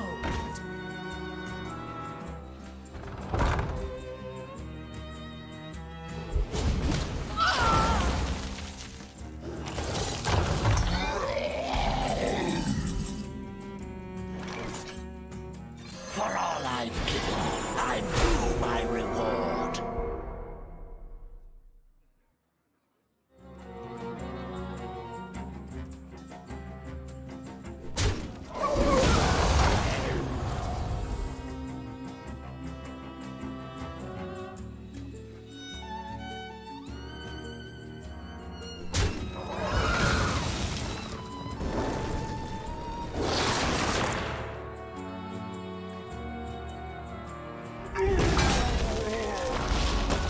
We back. Got a Warlock enjoyer here. Playing Big Boy Thaddeus Warlock. Interesting. I feel like that's another high roll deck. I always call it a draw order deck, because you have to draw your cards in the correct order, otherwise you're just never going to be able to win. And I actually completed the quest line here. Show's over, but the festival's just beginning. Ruby Funk Druids, Jazzy Shaman, Operatic Warlocks. Festival of Legends is almost here. These artists and more will be back to take the stage in 1,000 Needles. That's pretty cool. I always enjoy when they... I got a new hero portrait as well. I always enjoy when they reference back to World of Warcraft. I played World of Warcraft for a couple of years, and so I'm like familiar with all the locations and everything. I enjoyed the 1,000 Needles as a zone. Probably after the zone was revamped, which I think was in the Cataclysm expansion. It was maybe okay before that, but there were a lot of zones that were like half empty before they redid them. Like when Classic WoW started. Lend me your power. We finally get to go first. With this deck. And we have a decent hand. We've got minions to play. Assuming it's going to be like aggro Frost Mage. Kind of hoping they pass turn here, to be honest. Could be Ping Mage. And the other thing is, if it's Ping Mage, then they're also going to be running Solid Alibi, which potentially prevents us from killing them. Which would be really bad. Copy of their location. Fast as you can. I always like playing Haunting Nightmare over Shadowed Spirit, because a decent possibility that this just dies, and then if it does... Oh, wow. If it does die, then potentially the Death Rattle lands on a minion and helps me get a bigger board here. Gotta keep in mind, turn 4 is going to be the Reckless Apprentice turn, but their hero power is only dealing 2. So what if I just go Mind Seer? 50-50 to hit this, I can trade there. I'm not sure how good that is, though. I do think we want a Mind Seer here, though. It does hit this. If I go face and put out this, then it's going to mess with what could we potentially get out of the Animate Deads. If I force them to ping, it would be really good. Could just go location and freeze on that. But I feel like the mage location is probably not what we want to be doing here, so I'm going to just make a play like this. This is going to die, we know it's going to die. If they both die, then, you know, the Animate Deads could potentially look a little bit different, but seems like it's going to be the way to go.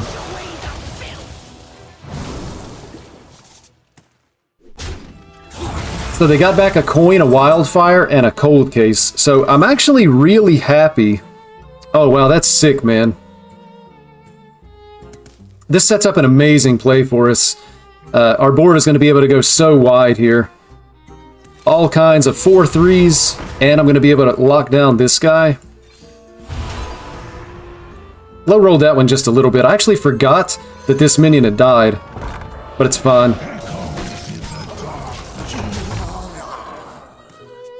So they could go, I guess they can go Wildfire, Reckless Apprentice, and it clears our board. And they had it, man. We were in such a good spot if they didn't have this hand. They had Savara to be able to copy the Wildfire.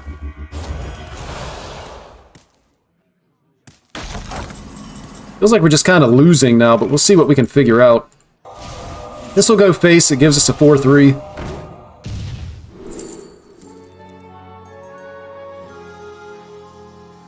None of these are all that great. What are they going to be playing that we need to deal with? We know they have a second cold case, so Condemn would be able to clear those minions just to get them out of our way.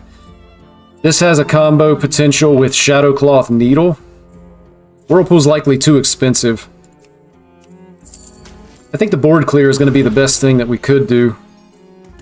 And I guess we just go ahead and equip and Shadowed Spirit, but I mean, they could even just trade the minions they have on the board, and we're pretty much just coming up short on damage here is what it looks like. Also, as of turn 8, the Mordresh is going to be active.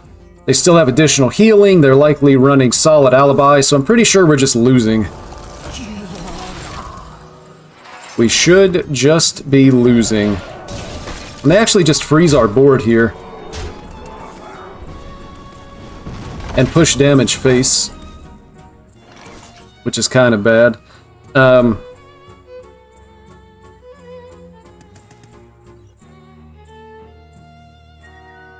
mean, for sure we do this.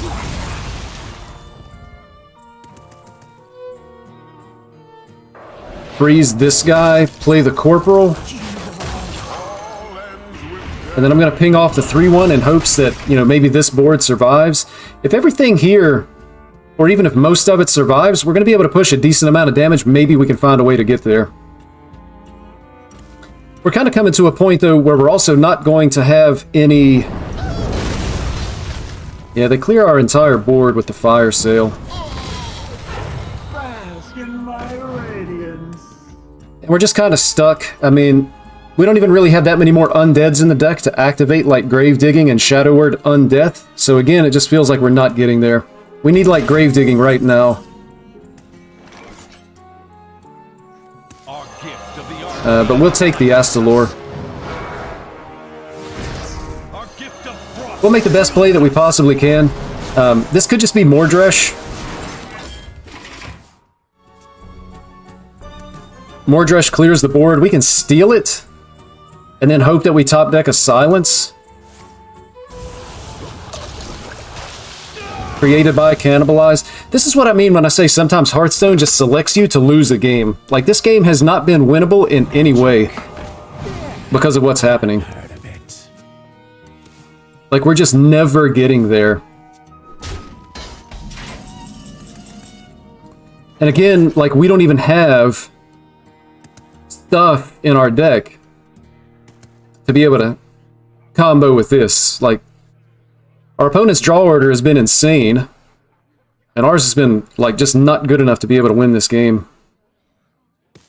What? I mean, we kind of just have to play the 8-8, right? Even the extra damage next turn doesn't matter. Maybe we just steal this and hope for the best. Ping face. Could bump here and ping. That way they can't just, like, trade and ping like that to get their 3-4 back. We also miss 4 damage face like that. Got plenty of mojo to go around. Arcane. So we're going face. Again, Mordresh is the concern. They've got a card that's been in their hand the entire time. Could just be the hero card. I don't know if you keep that. 5-0 with your mage deck. Had two far watch posts by turn 2, and it took a long time for the opponent to remove them. Yeah, being able to slow down your opponent's game plan is usually pretty good.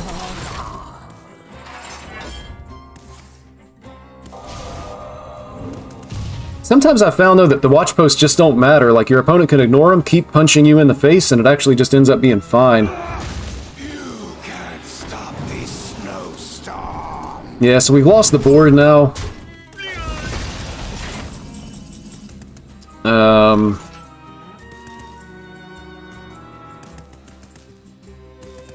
I mean, we can clear all of these 2 health minions, put 2 damage on here.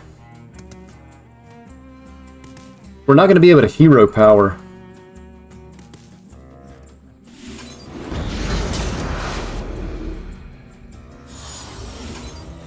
I mean, this is just our best play. Again, it feels like we're probably just not getting there. But we actually don't die to... We don't die to Mordresh, so if we top deck like a Shadow Spell plus a ping, could be lethal. They should still have solid alibis, though. They should still have, like, a hero card. I don't know. We're giving it our best shot. Absolute face race, you're right. It feels bad when you're just kind of at a point where you're hoping that things go your way. Also, they just played a secret. Created by Runed Orb. What secrets will uncover?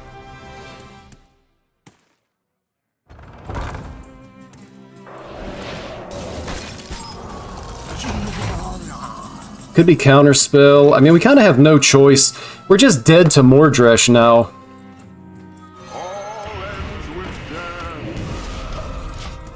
So if they have Mordresh, they win the game. Again, they kept this card, and it's like turn 11. And now we see the Mordresh, and we just died. Really frustrating, man. Never drew Grave Digging or Shadow Word Undeath. I only drew 2 Shadow spells the entire game. If I draw one more shadow spell, I would have had lethal on that last turn. That's just tough, man. Again, it just feels like Hearthstone is choosing you to lose, and they chose my opponent to win. Draw had to be insanely bad for that to happen.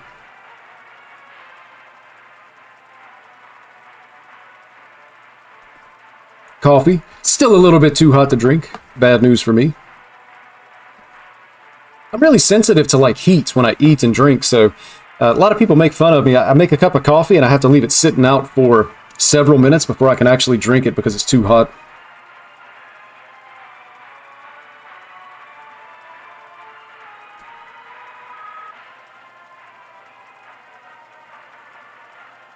OBS is so strange. It just doesn't recognize Firefox. Firefox is my browser of choice. I've never had an issue before, and now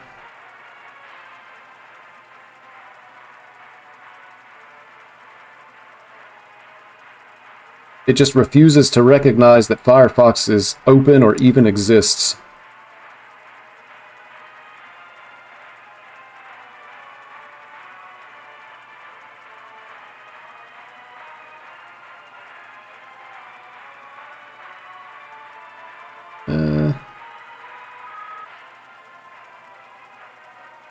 Have you ever noticed when you tech in a card in your deck to counter a certain class that you've been losing to the next several games, you won't see that class?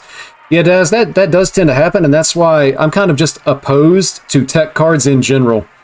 Just because you're using, you know, one of your extremely valuable card slots for what usually ends up being a pretty rare scenario, you're almost always better off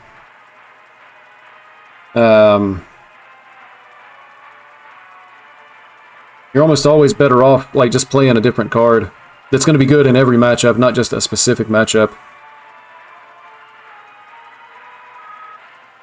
Add or change anything with Firefox lately? Not that I'm aware of. As far as other browsers, I'm not sure. I would actually have to go and install a different browser, so unfortunately, it's probably not going to happen while the stream is on today. I'll have to fix it at some other point in time. It's just weird, man. It's like it disappeared overnight. Everything was fine last time I used it, which was not that long ago.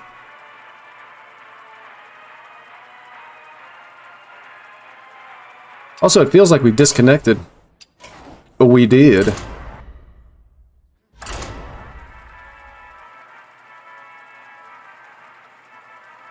Let's see.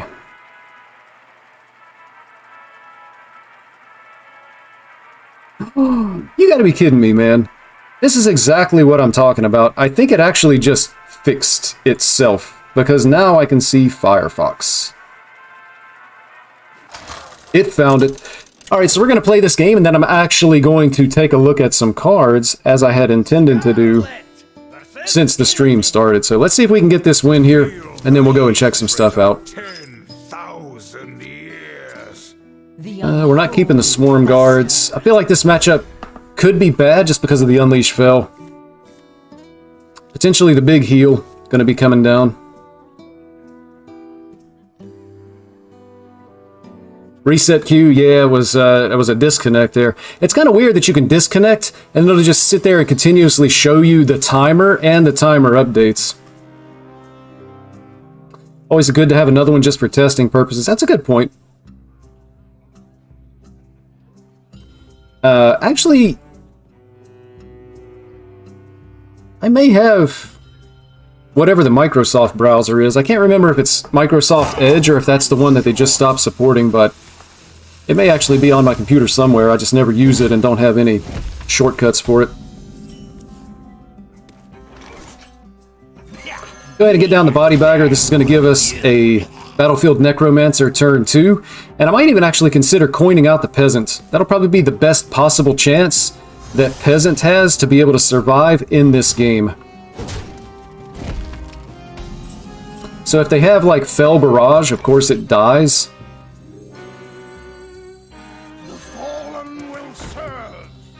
But it may not.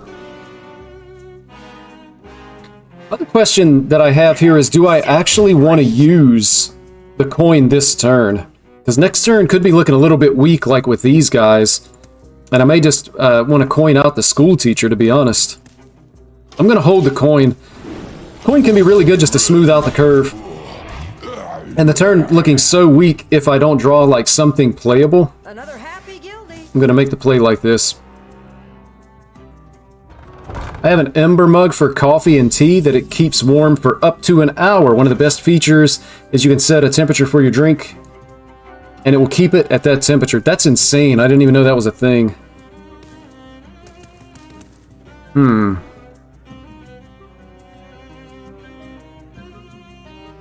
So, they use this next turn with Relic of Extinction. It does like 1, 1, 2, 2.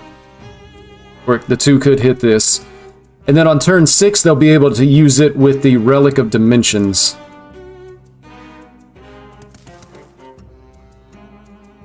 So I coin out the 4/4, and then next turn I kind of have some options. And then turn 5, I could do like Arms Dealer, Swarm Guard. Could hold the coin, do Arms Dealer, Swarm Guard next turn. Just to try to put the most possible stats on the board before they get to their turn 6. Clear and Reno. Actually a pretty tough turn here. Anti-magic shell is going to be really good if stuff survives. Like it's so good to the point, I mean we might potentially top deck a 1-drop, but I can just like play all of my 1-drops plus the anti-magic shell. If they don't have exactly Relic of Extinction, then there's a pretty decent chance that a lot of stuff is going to survive here. Mug sounds like a gift from the gods. Ooh, that's a weak turn. That's a really weak turn. So now the question is,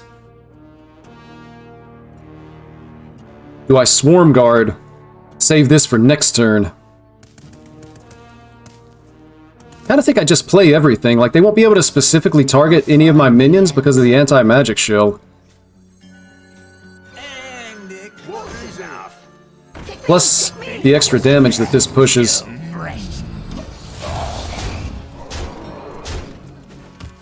Sets up lethal. They can't target any of the minions. If they have to use this with Relic of Extinction now, then it's going to delay them a turn on the Relic of Dimensions. So certainly not any type of guaranteed lethal in any way. They do have ways to be able to remove minions. But this is pretty strong. Unfortunately, the peasant got hit. Could have hit this guy, but it didn't. Second Relic Vault. So now it's kind of in an awkward spot. I mean, they have no cards. They probably have like Vault, Relic of Dimensions, and then they would have second Vault if they hit Extinction. At the end of the day, I just have to make the strongest play I can. So I'm going to play the Hawk Strider and Hero Power. Probably going to be about the best that we can do. We set our opponent to 1, but potentially they heal for 18. And we just have these guys left. But then next turn I would have like a Swarm Guard. So we'll see. We don't want to see Relic of Dimensions. We don't want to see like Spell Power Unleash Fel. Still 19 cards in the deck. Maybe we're okay. There's the Dimensions. They get a bunch of free cards. This DH turn is going to be significantly stronger. Oh, and they hit an Extinction. Well, the fact that they're playing an Extinction and removing minions means that they're not playing an Unleash Fel. So this may actually mean that they're just dead here. Second Extinction, but they die to Hero Power. Yeah, they die to Hero Power. We actually have a little bit of overkill there as well. Solid. That was a really bad draw for our opponent. So maybe that's, you know, again, I probably only say it when I lose, but sometimes Hearthstone selects you for a loss. That time Hearthstone selected our opponent for a loss. It just felt like they were never in the game. Did nothing.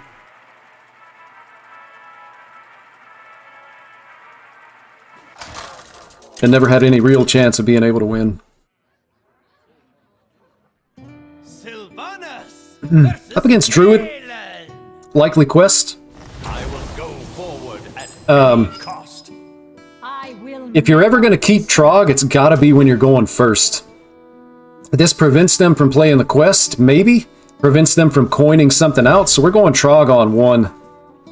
Unfortunately, we don't have any weapons in hand, though. But, I mean, Wild Spirits is too good to toss, and so is Trog. I think this was a correct mulligan keep. We take those, it happens. Yeah, that's like things evening out. So we see here that it actually is Quest Druid. Unfortunately, they have 2 1-drops in the deck, so we know they're playing like an Arcanist as well. So our Trog ends up dying to like this and hero power next turn, and then this sticks on the board as well.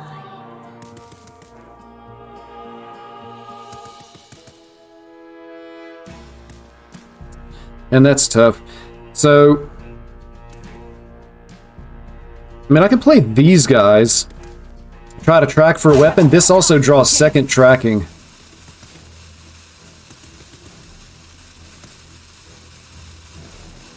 I'm going to get down the Selective Breeder. And this is tough, man. I'm going to take the Stormpike Battle Ram, and I have no idea what the correct choice is in this exact situation. I don't want to take a Shock Spitter because we have no weapons and no guarantee that we're going to draw a weapon. Potentially we could track for Hydralodon.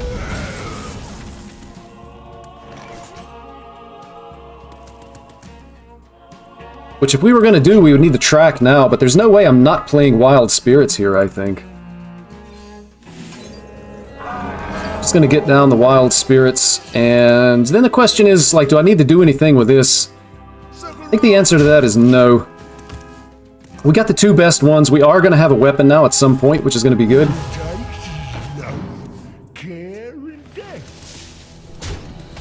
Pretty good chance that they hit Nourish. They might be ramping next turn. Still have a kept card as well. Could be Nourish over here, could be Guff. We hit a Harpoon Gun.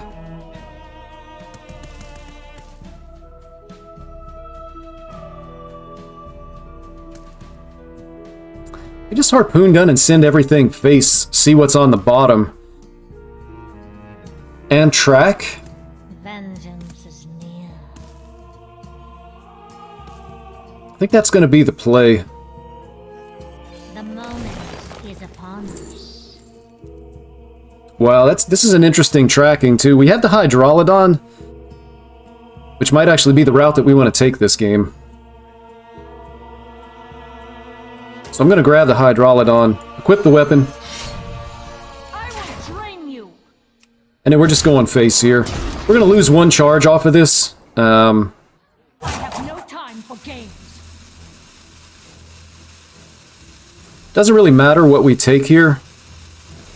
Nothing that's going to impact the next turn. I guess I'll go ahead and grab the Wild Spirits again. I really don't think it matters.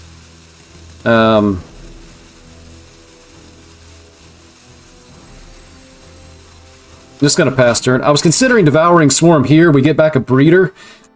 In which case we would be able to pull a Shock Spitter, but it feels like we're not attacking enough that it's going to be relevant this particular game. So turn 5 this into like turn 6 Hydralodon is probably going to be about the best that we can do. So a little bit of an awkward draw. Could have been a mistake in the mulligan. Maybe I kept incorrect cards.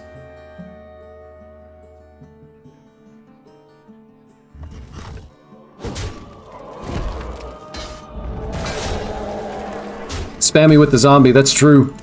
There's only 2 minions left, though, because they traded with the first one.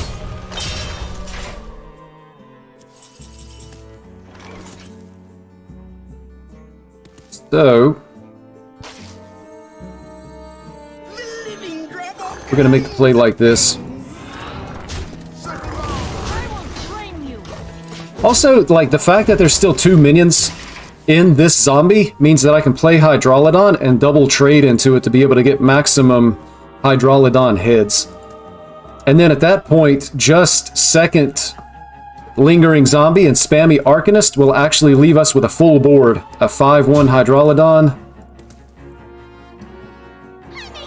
Yeah, they played the Spammy Arcanist here, so this clears the board.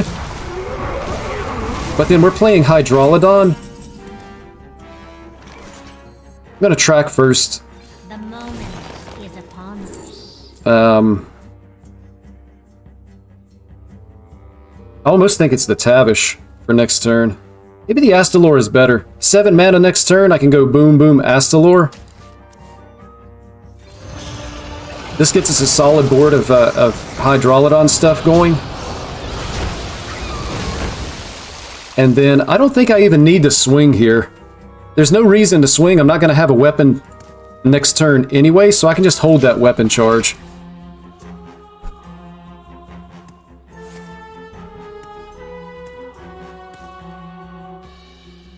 Potentially just lethal, depending on what happens here. Second Spammy, they actually just made our board bigger, right? Or no, I guess it does clear. Spammy clears Hydralodon. They got the second copy. I don't know what I was thinking, but yeah, this clears everything.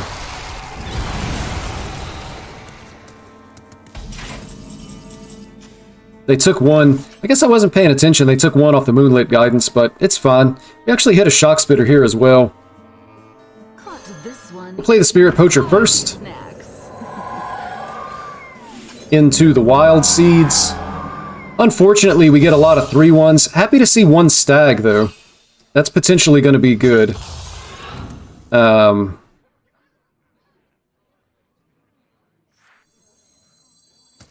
then we'll make the play like this. And I think I actually am going to swing here. I could top deck a weapon. We still have a lot of weapons in the deck. If I top deck a weapon, I'm just going to go ahead and play it, even though it gets overwritten by this the following turn. But there shouldn't be any minions that I'm really going to want to swing into. So we're going to make the play like this. Opponent still hasn't played Astalor. They also haven't ramped. They're only at 8 mana. Potentially we have 8 damage out of this combo if there's a minion to be able to remove it with.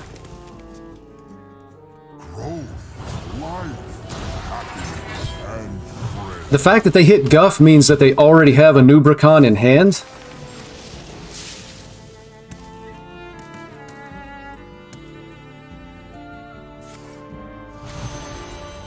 But they drew a card. So we're still in an okay spot. We actually hit second Shock Spitter. I don't think it's all that relevant, though. They'll be doing more damage next turn, so I'm just going to get the Astalor down and then shove all damage face. So they're not going to have enough mana to be able to kill us here. You can do the combo with 11 mana, but only if you've already played the 2 mana version of Astalor. Clear package to keep both. Probably a little bit late seeing your comment, Howie, but I think they actually discovered Spammy Arcanist off the Moonlit Guidance, because they played a created copy. Also, I'm pretty sure, like, you don't keep like that with this deck. You can't afford to keep Lingering Zombie or Spammy Arcanist. You're keeping, like, Seedsman, you're keeping Nourish, you're keeping Rake, and in my opinion, in certain matchups, you actually keep Park Panther just because it's so good at fighting against aggro decks. But I could actually be the wrong person to ask, because my win rate is not really all that good with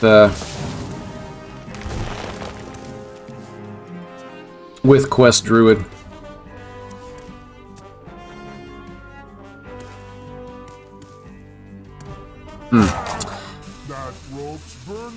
I think we just killed him.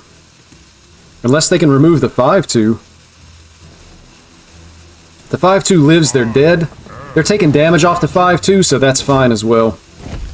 Weapon pops, and then we've got double Shock Spitter for the kill.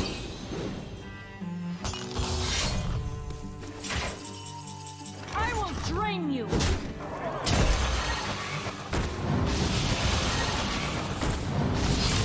So we get there. Nice.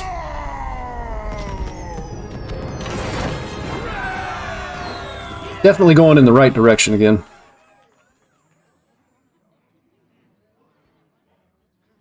Alright, I am going to take a look at some cards, man. I know you guys probably don't believe me. You probably think I'm absolutely crazy. But it actually fixed itself. I swear it did. I have no idea why. It just wouldn't find Firefox, and now here it is. So we're going to take a look at this and see what's going on with these cards here. And I've actually missed a lot. So I'm just going to run through these. I think I already talked about the weapon on the previous live stream, as well as some of this other stuff. This is something new, though. Lifesteal, after your hero gains health, summon a soul with that much attack and health. 1 blood rune. Summon a soul with that much attack and health. So I don't even think this is going to be good enough to slot into something like Rainbow DK. Also, keep in mind, I'll offer my thoughts on these cards, but we have no idea how good the cards are going to be. First of all, nobody knows how good cards are going to be, unless they're blatantly overpowered. But especially with this set, because core set rotates, we don't know what that's going to look like.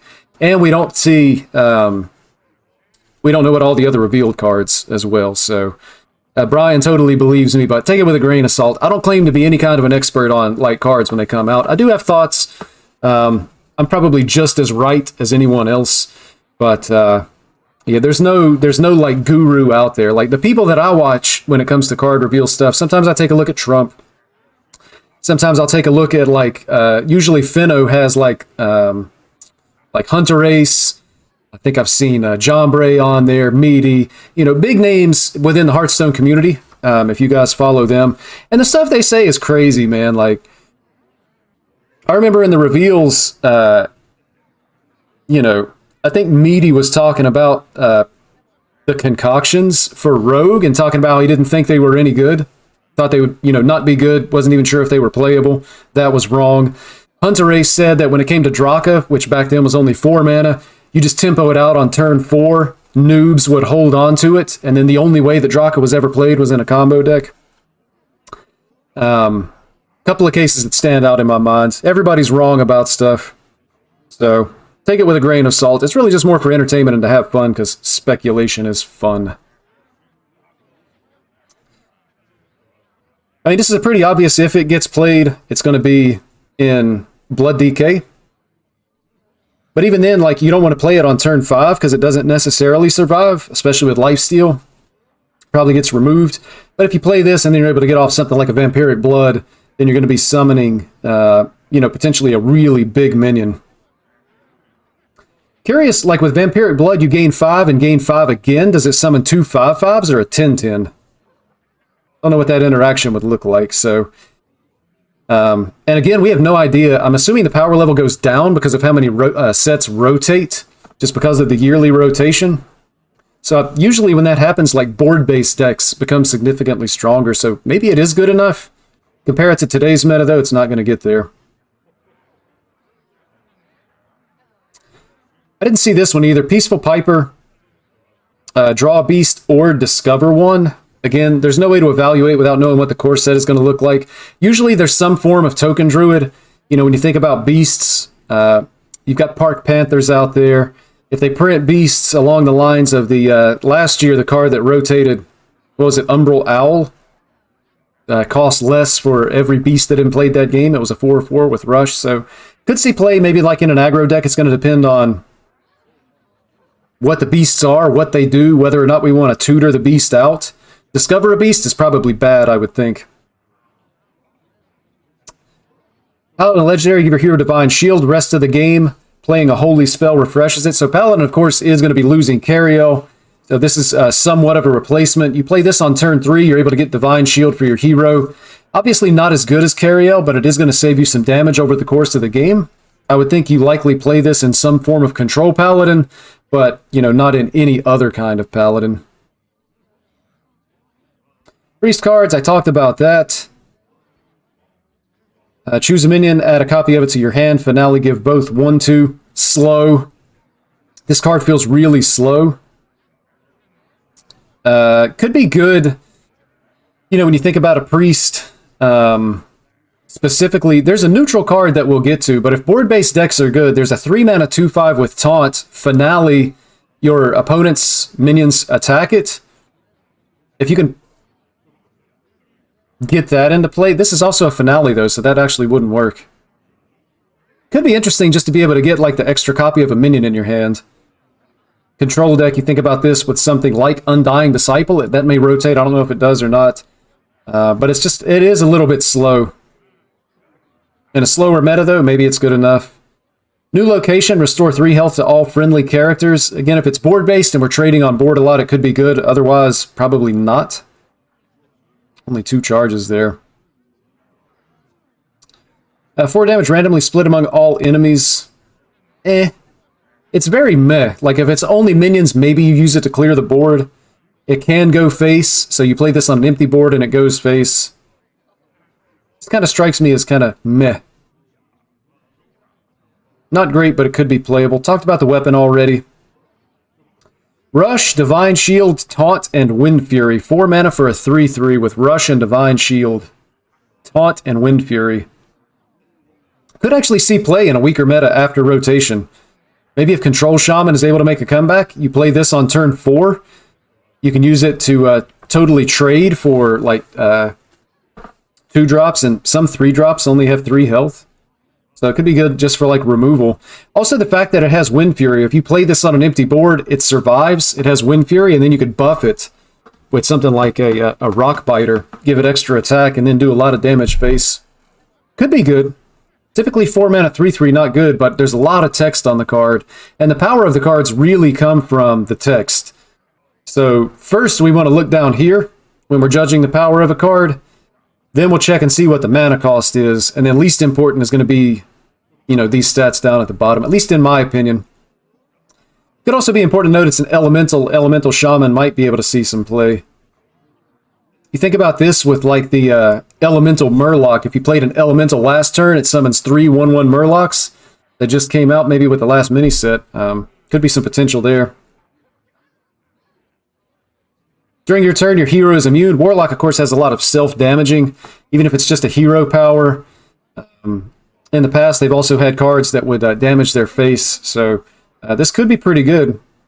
Again, we're just going to have to see what the rest of the cards look like. Typically, 1 mana 1/3s do see play, though. It's also a demon. And if Warlock does get, say, a weapon like some of the other classes, we don't know that that's the case, and I don't think Warlock has ever had a weapon that they would actually attack with. You know, the weapon doesn't have an attack value, but could be some value here. Talked about the Soloist. This card actually looks pretty good. 3 damage to all enemy minions if your board is empty. Thinking about, like, Control Warlock, Handlock. Seems like it could be good. Neutral cards almost always trash just because they have a lower budget. So class cards actually get extra power when the devs are developing Hearthstone cards. And so that's why you'll see, you know, a lot of times neutral cards aren't played unless they actually just happen to hit things like Astalor and Denathrius. Very recent examples of very, very strong neutral cards, but a lot of times you just don't see it. Could see play in mech decks. I think lots of classes still have mech support that doesn't rotate. This card feels like bait for most classes. Maybe even Druid. Like, Guff is going to rotate. Maybe if Nourish is still a part of the core set, this could be good in Druid. But if people think they're going to slot this in just a normal deck, how often do you actually get the turn 11 where it's going to make a difference? Like, most decks don't ever have a full hand anyway. So 11 hand max card size isn't necessarily going to matter. And then how many games do you get to turn 11 where you would be able to take advantage of having 11 mana? Plus that 1 extra mana, maybe not even necessarily a big deal. So I don't think it's all that great. This is the kind of card that'll have people's eyes sparkling. And, you know, from a content creation standpoint, people that like to make, like, these crazy OTK videos and things like that, maybe they can find something cool to do, but I don't think it does anything consistent. Discover a spell from your opponent's class that isn't in their deck. Absolute trash. If it was a good spell, it would likely be in the deck. A card like this would be good against Death Knight, though, just because the Death Knight Discover pool is so good. But overall, not good. Weapon Tutor, likely to see play. If any class whatsoever needs to draw their weapon, then this card is going to see play. I could definitely see this being good enough, just because it tutors a very specific card. Stereo Totem kind of weak. You have a random minion in your hand, 2/2 hand buff, usually not that good. Now, if like you play the Stereo Totem and it hits the Brass Elemental, now this becomes a 5/5 with all this text. That could be good. If the Stereo Totem hits like Alakir, then that could be good because it has charge and can go face. But typically hand buff stuff is going to be weak. You're not going to be able to guarantee what it lands on. Unless you have a lot of rush minions in your hand, it's probably not going to do enough. Typically, just like big statted minions in Hearthstone aren't enough. This could be really interesting in a weak meta, just as like a 3-mana clear your opponent's board, or severely weaken their board. I could see this as being pretty good. Force all your enemy minions to attack this, so you have to have it as a finale, so it's not like you can play it and then buff it and then they attack. So it gets worse as the game goes on, but I could see that as being potentially good. Metronome, I don't like it. I think other people are high on it, but you're going to play this, it sticks, and then you play a 1 cost to draw a 2. So it's kind of a little bit like a tutor, but it just feels a little bit weak to me. Also, it's 3 mana. I'm not sure that it ever really sees play. Again, not good. I mean, this would kind of go in like with a hand buff theme. Maybe you can buff a minion that's on the board, but I don't see that as being good. 3 mana, a little too expensive here. Start of each turn, lose 1 or 1 attack or health chosen randomly. So you play this, and then on turn 4, maybe it's a 4/6. I don't know, it could be good. If you play this, maybe your opponent has to remove it because they're scared of it. It's definitely a lot of stats for 3 mana. The stats decay over time, but typically in Hearthstone, when you play a minion, you know, if it goes face, that's great. It just gets a little bit weaker, but if you're going to be trading minions on the board, you play this, it's just a lot of stats for the 3 mana. So this card could actually be good enough to see some play. Summon a 0/3 for your opponent, break it to get a random weapon. Typically not too good. Let's say you play this and you get a 1 cost random weapon, you're probably not too happy. Plus, you're having to spend 3 damage on the 0/3 that's on your opponent's side of the board, so I'm going to say not good. ETC, not good. I think this card only has any potential whatsoever in classes that can cheat mana. So currently we're talking about like Rogue, Druid, Death Knight, as well as Demon Hunter with the Relic package can cheat mana. Otherwise, I don't think it's good. You are going to see it win some games. I think I lost a game to this card, but overall, probably just not good. Put a random spell on top of your opponent's deck. Kind of messes with your opponent's deck. If card draw is kind of at a premium after all the rotations and with the new set, maybe you throw your opponent off. But this is almost like the opponent version of Jackpot Rogue. Like, potentially you give your opponent a really bad spell and their top deck is bad, which may not matter. Potentially, you allow your opponent to just win the game because you just gave them a game-winning spell. So I'm going to say that's not good. You don't want to play it. This could be interesting. I mean, you play it on curve. You put the 2 3/3s in your opponent's hand. They're not going to want to spend mana playing the 3/3s. And then if this dies, you get the 3/3s. So maybe, but I'm not sure. And certainly the later in the game that you play this, the less value it has. On curve, probably insane. Maybe not insane, but maybe good enough to see play in a deck. I'm assuming the 3/3 bots are also going to be 3 mana. So you play it on 4. Even if it's your opponent's turn 5, they could only ever play 1. If they spend 2 turns in a row playing the 3/3 bots, I think you're pretty happy with that, if that's your opponent's turns. And then I'm assuming the 3/3s are also mechs, so could be slotted into like a mech deck. If your opponent casts a spell, add a random fire spell to your hand. Random is trash. Stats are bad for a 4 mana card. Discover 2 spells with a finale. Discover, in general, bad. It's really bad for a lot of classes like Priest. Spending 5 mana also to discover 2 spells that you're going to have to pay full price for. Probably bad. Doubt it sees play. My only thoughts about this, I've seen speculation about what this card can do. I really hope this card never sees one single play whatsoever, because it's anti-fun. My opponent, you know, I play a deck, I queue up with a deck because that's a deck that I want to play, I want to have fun with. You know, I tend to pick decks based on I think they're fun. Power level is like a secondary consideration. I think a lot of people are playing just for fun, not necessarily just to play the most powerful deck. And then your opponent has the ability to potentially take that away from you. That doesn't feel fun at all. I really wish they wouldn't print cards like this. Gain a random bonus effect for each minion type you've played this game. 7 mana starts to get a little bit too expensive when it comes to Hearthstone.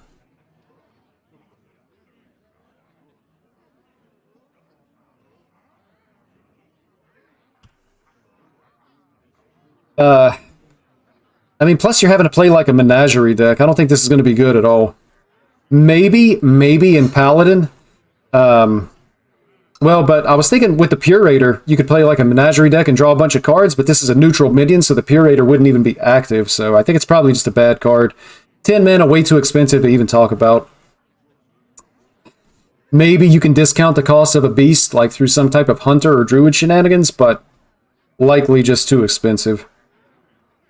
Then I think there should be some cards, maybe that's not on there yet, that have been out today.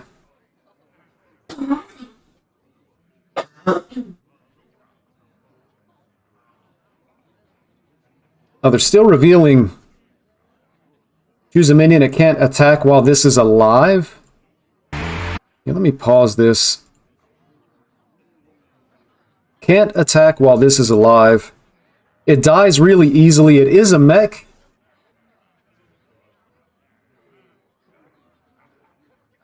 I'm not sure how much of a difference this card actually makes. I mean, it's a 1 mana 1/2, so the stats aren't great. You choose an enemy minion that can't attack while it's alive, but it's easy to remove from the board. So best case scenario, you're forcing your opponent to put 2 damage into this versus your face. Again, neutral card, probably not going to be all that great. Hey Ryan, hello, good to catch you live. Normally just watch the VODs at work. Glad you could catch me, man. Appreciate you being here. Taking a look at some cards here that are being revealed as of today. Candle Raiser, Divine Shield, Finale. Give adjacent minions Divine Shield. In a lower powered meta, it could be interesting. 4 mana 3/3, not great, but the text could be good. And this card kind of puts me in the mind of something like the Defender of Argus, where even when it was 4 mana, it saw play. Of course, the power level in Hearthstone was much lower back then, but being able to give adjacent minions Divine Shield is good. It's very much going to be like a tempo-based card, though. Like, you have to have minions on board to be able to give Divine Shield too. So, like, in a minion-based aggro deck, it would be significantly better going first than going second. You know, it's a tough call, but probably not going to be good enough to see play, but a little bit interesting with the Divine Shields there. Choose a minion that has stealth while this is alive. Probably a waste of 4 mana. I guess it's like perma-stealth as long as this is alive. 6 health. You're going to have to, you know, spend some resources to be able to remove it. You know, single target removal and weapon attacks likely don't work because of the stat line. But what are you actually giving stealth to is going to be the other question. Give 1/1 to a minion of each type in your hand. So again, this goes back to Menagerie. It's a beast itself. And then we think about that 7 mana card, the 1-man band, Amalgam. I mean, 2 mana 2/3 isn't great depending on what your hand looks like. You may not even be buffing all that much. So like, you know, hand buff Menagerie deck. Don't necessarily see it being good, but could, again, just could be wrong here. After this attacks, gain 1 attack and attack a random enemy minion. After this attack, so you play it, you attack a minion, it gains an attack and attacks a random enemy minion. It almost kind of feels like that this card could go infinite. Because you play it, you rush into a minion, it gains an attack, it attacks an enemy minion, it gains an attack again, attacks a random enemy minion. So it almost feels like, what is it, the hero card, Decimator Olgra, where it's going to attack every minion on the board unless it dies. It just doesn't go face. 8 mana, probably too expensive, but it's almost like a board clear in the form of a minion. Death Rattle, give any minion 1/1 and this Death Rattle. And it's a Murloc. Give any other minion 1/1. So I don't understand the text on this card. Give any other minion, and they capitalize any, give any other minion 1/1 and this Death Rattle. So it's not every other minion. It makes me think it selects one minion. Or I guess any means it could also land on your opponent's side of the board. If it can hit your opponent's side of the board, that's just like really bad. I don't think you want to play this. Otherwise, maybe it gets into something like Murloc Shaman, and then maybe you could run like a Scourge Troll to be able to try to take advantage of the Death Rattle, but any other minion, I'm assuming that means your opponent's side of the board too, you probably don't want to play it. You'd be flipping coins.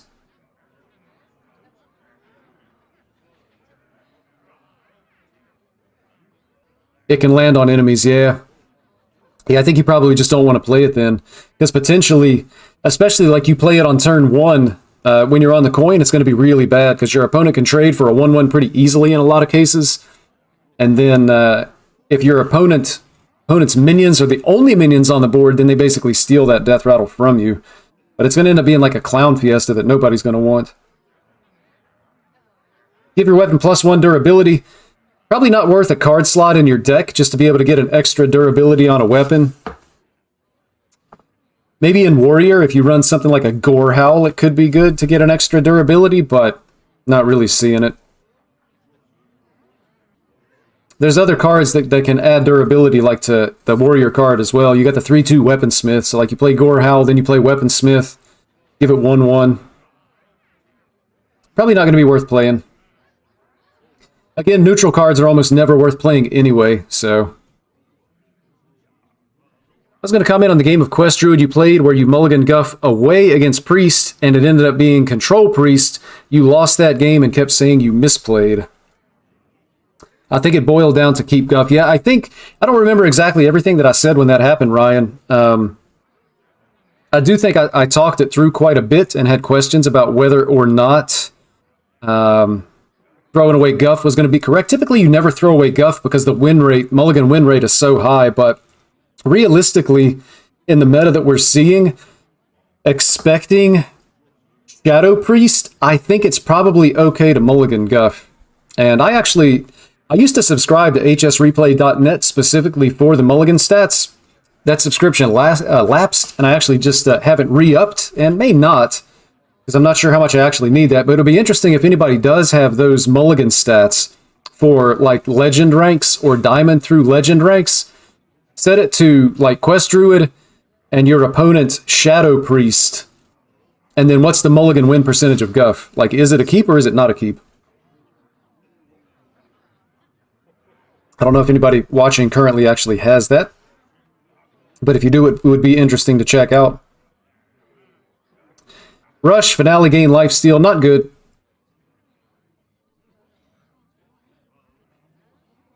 If you control no other minions, deal 2 damage. 3 mana for a 4/2, not good. Cover Artist, Battlecry, transform into a 3/3 copy of a minion. They really seem to like 4 mana 3/3s so far this expansion, at least with the neutrals. Well, and even the Shaman card is a 4 mana 3/3. Transform into a 3/3 copy of a minion could be really interesting. You can copy your opponent's minion. So it's almost like... It's a little bit like Faceless Manipulator, but you're not going to copy the stat line. So for 4 mana, you have the ability to be able to copy... Basically what you're going to be interested in is the text on another card. So let's say your opponent plays a Thaddeus deck. You now have a 4 mana Thaddeus. And then potentially you still have a lot more mana to be able to spend with the Thaddeus. So again, probably not good. There may be some kind of a combo deck that would want to use this, or otherwise it's just like maybe a bad tech card. So again, I wouldn't expect a card like that to see play. Ironically, it ended up being bottom 4 of your deck. Yeah, that was unfortunate. The other thing is, like, Quest Druid against Control Priest should almost be an auto win, because usually you just combo them and they die. Unless they can put together like a really, really wide board. And you don't even need Guff to pull the combo. You can get a 56 damage Astalor combo just with 10 mana plus Innervate. 6 mana, summon a random 5-cost minion from the past. Not good. It's just way too random. It looks like that's the end of the reveals. Should be some more reveals here in just a couple of minutes, though. So card looking interesting so far. Again, just my personal opinion of the neutral cards is they're almost never playable. Usually the class cards are significantly better, but if they're ever going to see play, like a decent number of neutral cards, it's probably going to be right after the core rotation in the very first set of the year, because the power level goes down, there's less cards in standard to be able to select from. The concern is probably just Death Knight being overwhelming compared to all of the other classes, because Death Knight keeps everything that it has currently, and every single other class gets weaker. So we'll have to see what that looks like. And they may actually have to make some balance adjustments to Death Knight as time goes by. All right, that is actually going to do it for the stream. Thank you so much for watching. I'm glad I was able to clean up my tech problems so that we could take a look at those cards. Be looking at additional cards that come out next time I'm live. Thank you so much for watching. I really appreciate you being here. I hope you've enjoyed the content. If you have enjoyed and you haven't already, hitting that like button really helps me out quite a bit. I may actually plan on doing a live stream tomorrow. Typically what I do with the live streams, I don't have any kind of like consistent schedule just because I got so much going on, you know, with real life, full-time job, family, other commitments and whatnot. But typically I schedule them in advance. If you have your notifications turned on for the Uncorrupt Hearthstone channel, you'll get a notification and you might look at it and say, oh, hey, Uncorrupt is going to be live on Sunday at such and such time. If that interests you, you've got that option as well. Well, we briefly hit our goal, so I think I started like right around rank 600. We peaked at rank 367, and then I really just started to struggle to win games with the 3 decks here. So I was hoping to be able to end today's stream top 400, didn't quite get there. So going to have some more work to do there next time I queue up into some Hearthstone. But thank you again so much for watching. I'm Uncorrupt. Hope to be able to see you next time.